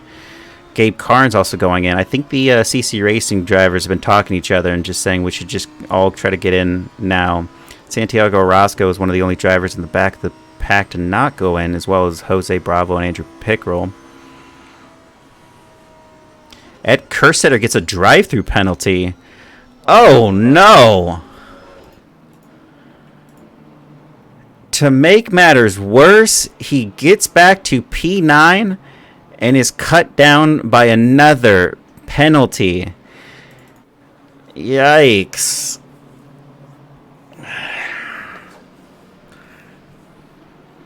It could be a little mistake or a big mistake, and sometimes it's just the little ones over time that cut you down. And there goes Ed Kerstetter's race. Was. Yeah, you know, this sort of thing happens. It's a snowball effect. One thing kind of doesn't go to plan, and you get a penalty or have an incident, and then it seems like things just get worse from there. I think, you know, this is a pretty easy track to get drive-throughs on just for track limits. And yeah, like you were saying, you're riding those curbs and... Yeah, Ed got the stop and go once for speeding in the pits. I think he was probably just out there pushing as hard as he could to try to make up whatever positions he could after that stop and go. And probably just got a little overeager, and he's got a drive through, which he's serving now. I think after this, he's got 202 of George Elmer crossing, but that's a lap traffic. I don't think he's going to lose much position off of what just occurred there. P11 with several drivers still having to go into the pits. We have 1, 2, 3, 4, 5, 6, 7 drivers that will have to go in. Town drivers basically got in front of him, as well as Jarek Snyder. He's already pitted, so Ed could still provide us with some excitement here, fighting his way back through, trying to salvage a few of these positions. As we have Erica Cassian sitting in pole position for Div 2, gone in the pit lane. Chronotis, car 42, opted to stay out for that last 13 minutes. So he's going to have to serve that mandatory pit, but he's going to try to go for the overcut.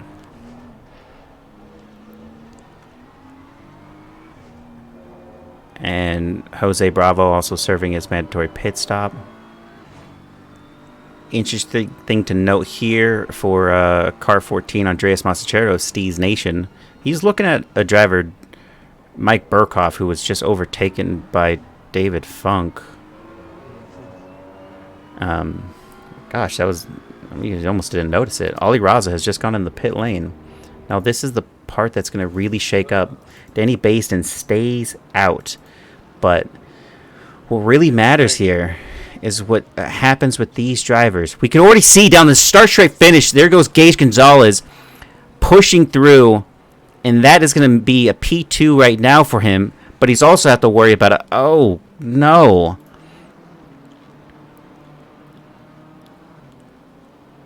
Car number 30 is exiting the pit lane, but that is a long stretch he has to go before he can hit the gas. That is Gage Gonzalez going to be building a gap. Jose Bravo gets a drive-through penalty. His spool also gets a drive-through penalty. And Ollie Raza, I think we'll see Danny coming in this lap. We've got something similar to what we saw with Ed and Gage Gonzalez earlier, where you had the driver dive in and others stay out. I think Danny's going to be, this is probably his most important lap of the race to try to. Yep, as David Funk goes in. And that's going to be some good moves for Andreas, as he's going to be ahead of Funk. Not ahead of Burkhoff, though. Cornotis is still going to have to go into the pit lane. Where's that going to shake up for Andreas Mazzuchello? He's going to be pulling in a P4, possibly a P3.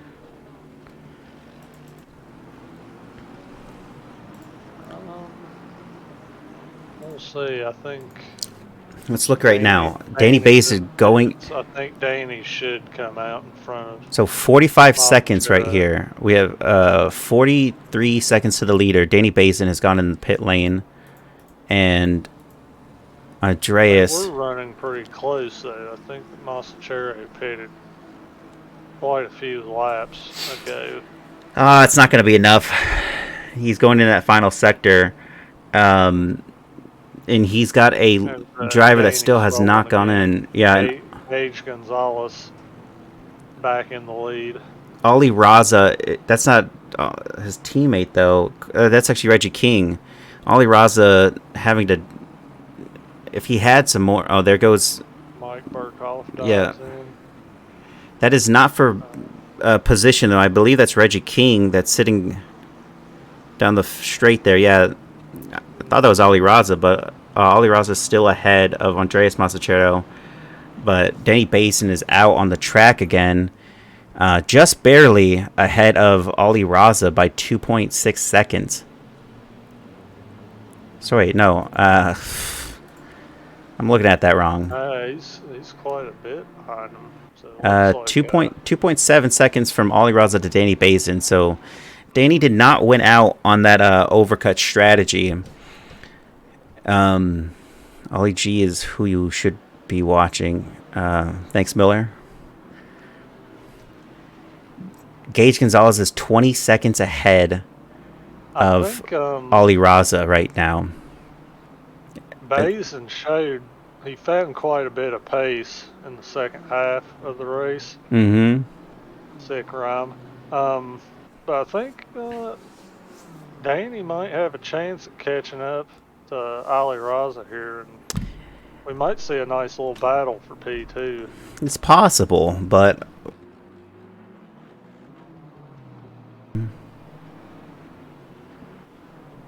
as we've got Ed Curseers fighting his way through, it looks like he's got latched onto the back of Jarek Snyder for the moment. Yeah, we'll pull that Cursetter here as he's was running P1, now down to 11. A drive-through penalty, a stop-and-go penalty. Really just sent him down the grid. And he'll try to make a move on Jarek Snyder shortly, but the real split is... even if Ed was still in the battle with Gage Gonzalez, Gage has a 20-second gap to P2, which previously wasn't that big. They had like a 3-second gap or 5-second gap from the P2 to P3 to P2. So it's very interesting to see that Gage's pace was so strong that he made that undercut work.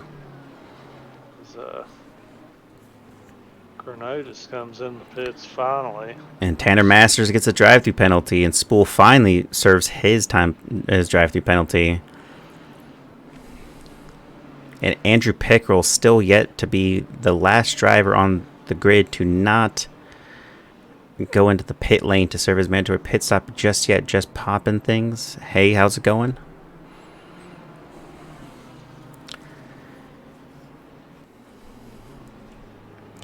And I kind of was having, high hopes for what Andreas was going to be able to do here. It looks like we're going to have a close little battle for, I think, Eric Gakazian's retaking the lead for Division 2. I thought they were going to be a little bit closer as Bernotis came out of the pits there. No, they're kind of a ways difference there. I'm losing track. It's been a long race. It definitely has been a long race, but Delbecke has got ahead of his teammate Matthew Haight for P1 of the Division 3. So, I mean, the driver was setting great pace. He was P11 towards the start, overtook Chronotis, is now sitting 27 seconds behind him. But what a run for these drivers in the CC Racing. And we'll jump back to Ed Kerstetter and try to go on. Let's see if he's going to try to reel in Jarek Snyder. A P1, possibly P2 finish, now dropped down to P10. He's still pushing. And just popping things, thank you for the follow.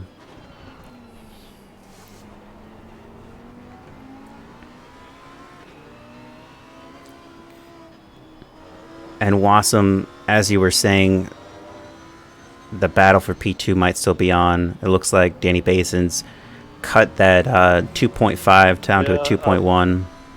I think Danny might have had a little moment there, because when the pit stop shook out, he was about 2.5 seconds off. As Danny's got to drive through. Oh no! It's not working out for Area 52 today. We'll see how far that drops back. And he's already come in to serve it. I think Andreas Mastroianni. This is the moment. At a podium here. Wow, as he's going through the start straight finish, he's going to be in P3.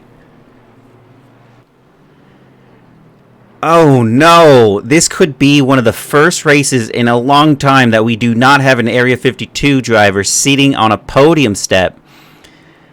And that is Steez Nation pushing out ahead as Danny Baston is still looking at the exit of that green light. And there he goes, comfortably ahead through this corner. He's got a couple lap cars ahead of him, but that might not slow him down too much as Danny Baston finally back out again.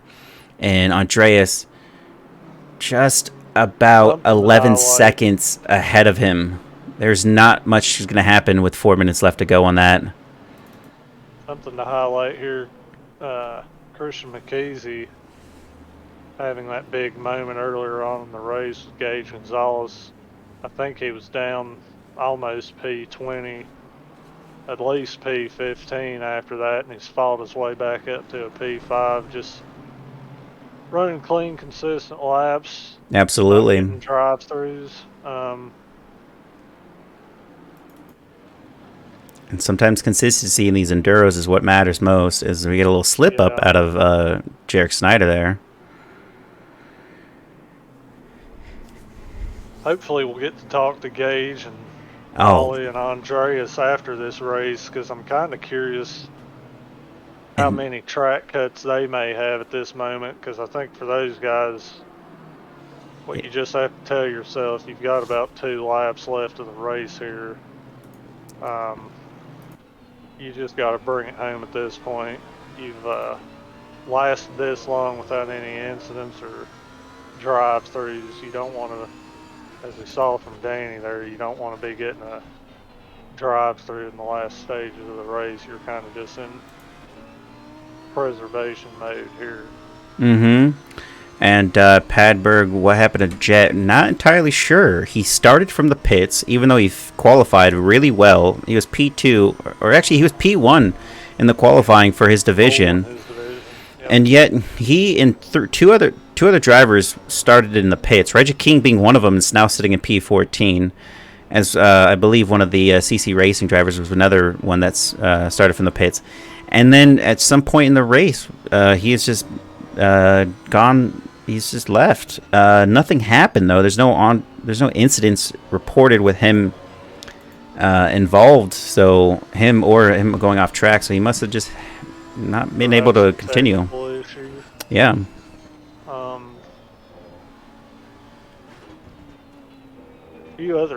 Few other drivers give some praise to. Eric Kazian leading in Division 2, quite a big lead. Had a solid, clean race. Trouble. Padberg, if you're using Firefox, just install a Twitch blocker. And then you won't have to deal with those things. They run smoothly. And Mike Burkhoff as well, I think he started. Oh, he started in the back of the pack. I believe he started P18. He's fought up to P6 again, just staying out of trouble, being consistent, not making any silly mistakes or having any incidents. Yeah. I don't have Twitch Prime, but I also don't get ads. It's like people complain about YouTube ads. It's like, you get YouTube ads? They make extensions for those, And while Gukasian's fighting Mike Burkhoff a little bit for this position, it's almost like, what's the point? He's sitting P1, and if he goes too hard at this, he's going to cook his tires and just ruin his race. With 28 seconds to go. A little bit of fun here. I would definitely just keep it together. One thing to note, people, is we got Gage Gonzalez, 25-second gap to Ali Raza, sitting in P2. Turner Motorsports, Andreas Masachero of Steez Nation with a 15-second gap to P2. Danny Baisden with that drive-through penalty put him 14 seconds behind Andreas, with Chris McKeesey another 12 seconds behind Danny Baisden of 360 Motorsports. Mike Burkhoff another 13 seconds behind P5. Quite the big gap between all the top five. And Ed Kerstetter still slightly battling. Yeah, Jarek's been able to hold him off here.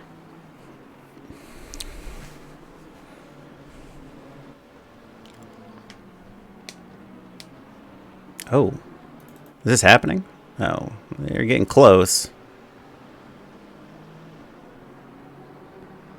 And they had to run one more lap, I believe. Where's our leader at? Yes, they do. So if Cassian wants this position, he's got one more lap to make it happen. Now, what we don't want to see is any type of funny business occur that would ruin a race after 90 minutes on the last lap.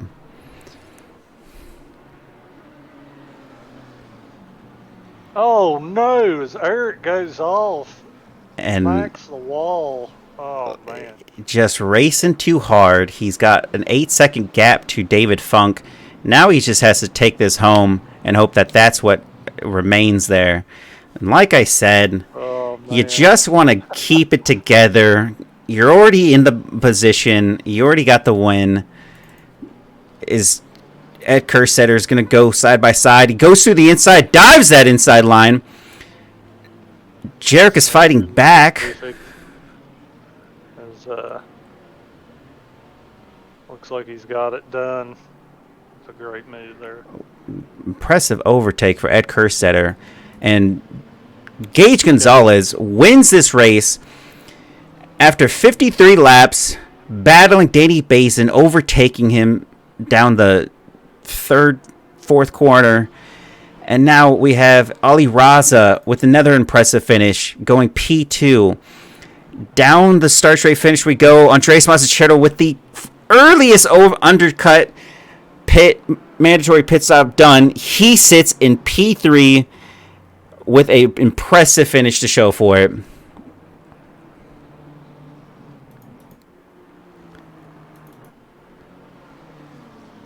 Danny Basin about to cross the line. He's going to go P4. And Chris McKeesey also getting close to it. We still have Jarek Snyder about 5/10 off of at Cursed. I don't believe anything's going to shake up here, but it's Christian McKeesey of 360 Motorsports going right there. Commentator's curse. I just think that everyone should remain safe. And there goes Mike Burkhoff for P6 and Eric Cassian. Oh, whoa, wait. Eric Cassian finished ahead of Mike Burkhoff on the straight right there. Wow. Because Mike Burkhoff slowed down. Eric Cassian takes P6, and Mike Burkhoff's P7. Ed Kersetter P8, Snyder 9, Funk 10, Chronotis 11, Campbell 12, Delbecky 13, King 14, Haight 15, Pickrell 16, Bravo 17, Elmer 18, Masters 19, Carnes 20, Spool 21, Orozco 22. 3 drivers that have exited before the race ended. We have Eric Cassian P1 in the Division 2 title, Chronotis in P2, and Reggie King in P3, as well as Delbecky in P1 for the Division 3, Matthew Haight in P2, and Jose Bravo in P3 for the Division 3 championship. And hopefully we can get these guys into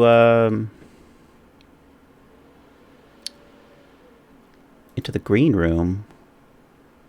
Hopefully they want to come in.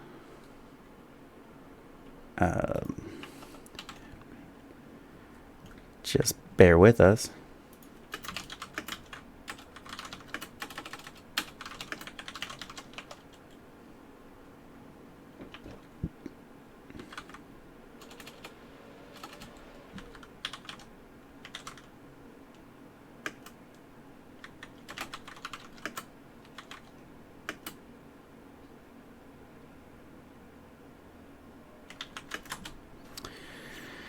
Well, that was a great race. Yeah. Really impressed with how clean it was for the most part. I mean, we saw a lot of battles for podium positions. Saw a lot of midfield battles and a lot of incidents with instances of guys running side by side through pretty much entire sectors and not making contact, not crashing. So difficult conditions. That was some good driving we saw today. Absolutely. And while we're mentioning good driving and a little bit of bad driving, as I had said, every driver should just try to take this home, especially with the position you already have. And you got a little racy. Eric Cassian, the Division 2 pole winner. Eric, you led a fantastic race. You started great. You had a great qualifying. And, you pushed it really hard. You fought a lot of good people. You drove hard, but I was just hoping you were going to rest it easy on that final lap. Well, what happened on the final lap that I'm potentially being criticized for? Slamming into a wall? Okay, right, I did. And I did. No one was hurt except me. But the good news is, or the bad news, unfortunately for Mike Burkhoff, is he ran out of fuel, so I still got the position. So yeah, right at the end, we definitely saw that. Yeah. Oh, that's unfortunate. Yeah, what he said was, it turns out that he thought that it was the last lap, so he changed his fuel map to the higher fuel map, and then ran out of fuel in the last one. So well, at least he's able to cross the line. Now, I do have a question for you, Eric, because you were driving right before that incident happened. Did you feel like a chill creep up your spine as the commentator curse was coming up on you? Because that's definitely what happened. Yeah, no, it was just, I'm going to chalk it up to inexperience.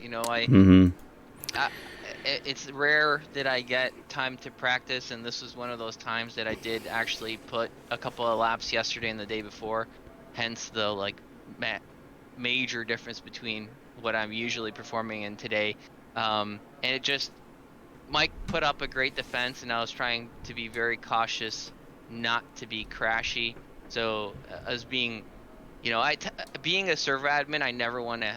I'm the worst person to hit someone, so I Mm-hmm. try to be extra conservative. Well, you weren't conservative on that last lap. Well, I didn't hit him, is what I mean. Conservative to the other drivers, right? I think normally I Could would have drive lost the maybe a little position bit. a little bit, though. There's about a 6-second gap that David could have made up. Which is why I was like, it's the last lap. It wasn't for division position, so sometimes you see those and you want people to just take it easy. No, yeah, unless you're fighting for like an actual spot in the race, which we were, right? So even though it wasn't for my division, I was trying to get that 6th place spot, which would be the highest probably I've ever placed. So that's what I was going for, right? Okay. I'm still very competitive at heart, despite not being a great performer at times. Well, So once I see the red, literal, I well, gotta go for it. we got to see it.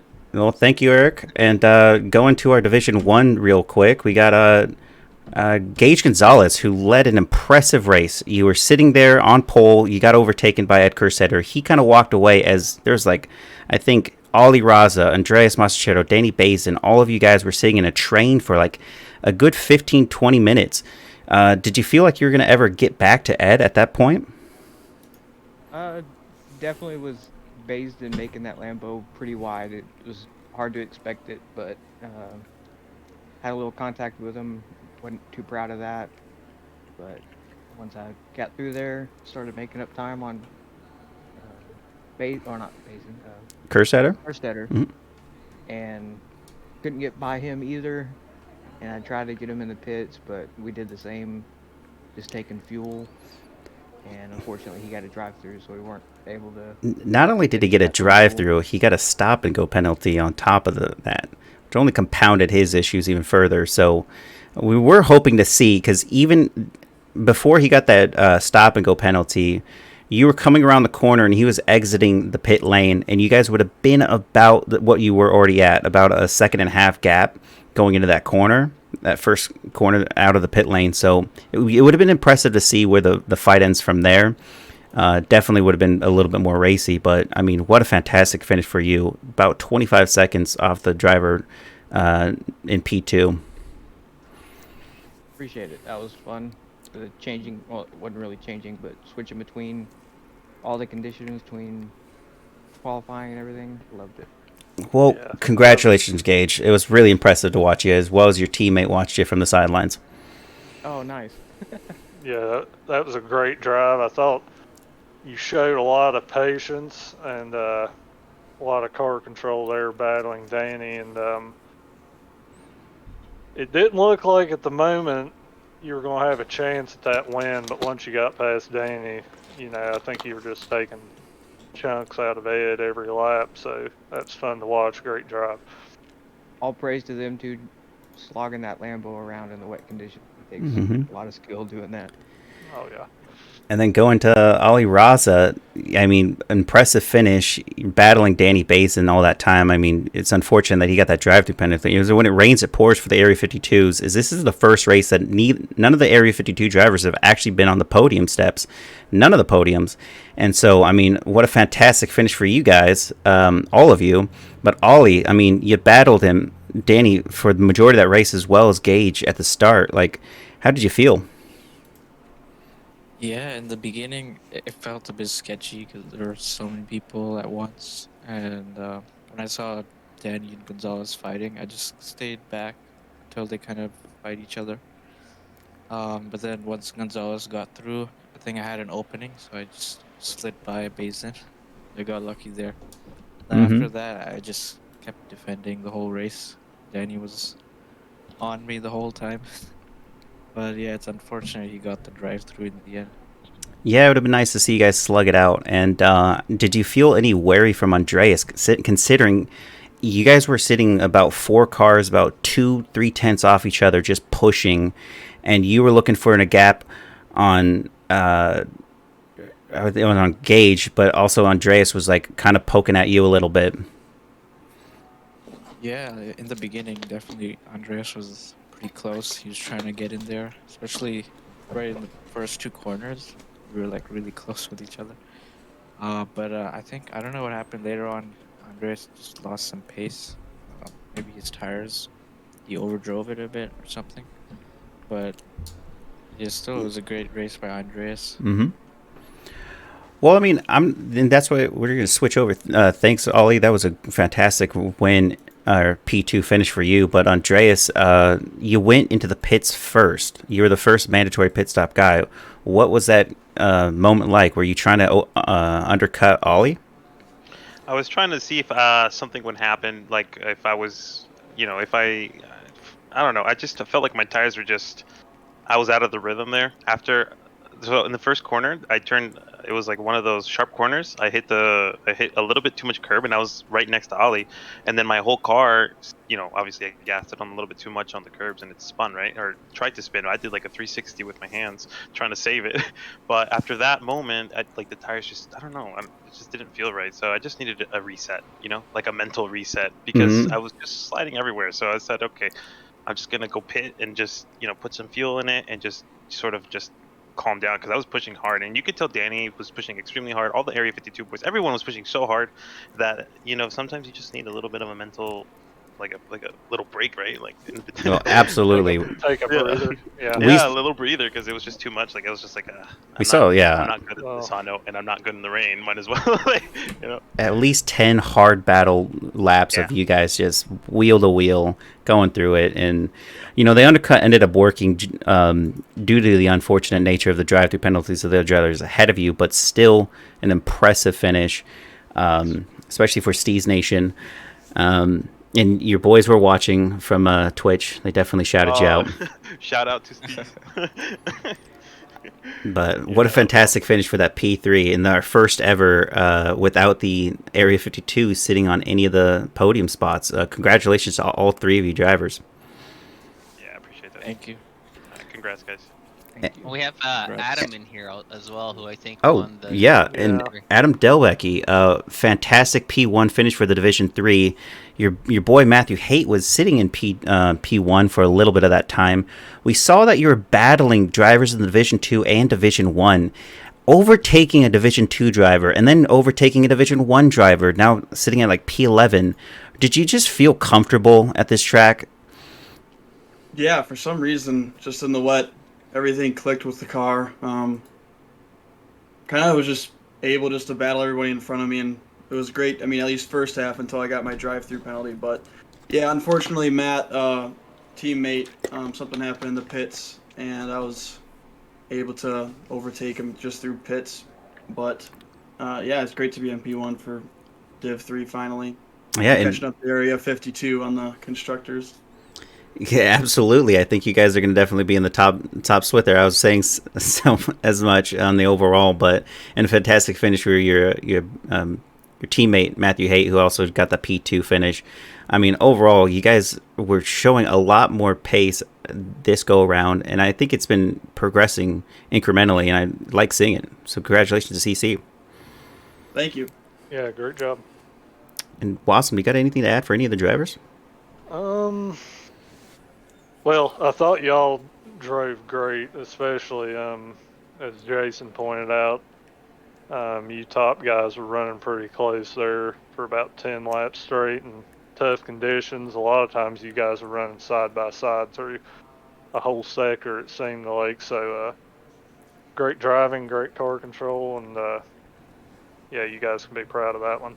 Yeah, especially how clean it was. It's fantastically clean. How was, I do have one question. How was everybody on track limit warnings? Was anybody kind of close? 2 cuts, I think. Oh, I had yeah. two as well. Gage, how many did you have? Just one. Oh. Oh, fancy. So Andreas good he had doesn't 3. even take track cuts. No, I got one on the exit after that horseshoe corner. But that's pretty scary because if you hit those curbs, you're kind of screwed as well. Yeah. Well, thank you, gentlemen, all for joining us, and for just being able to watch a fantastic race. Yeah, great job, Thank guys. you. Appreciate y'all putting it on. Mm-hmm.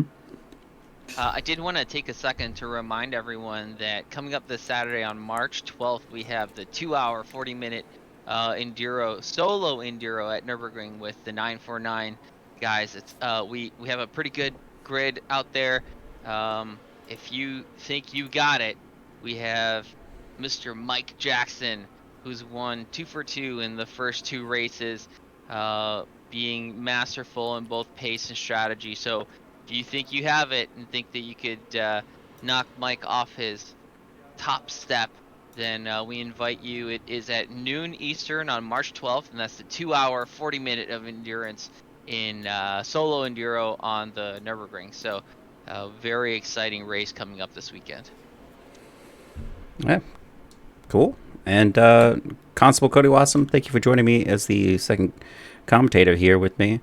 And everyone that was watching this Tracklicious stream. And thanks for Eric for hosting it. Yeah, appreciate you guys, both you guys. Thank you so much for streaming, for commentating. Very, very excited to go back and watch it.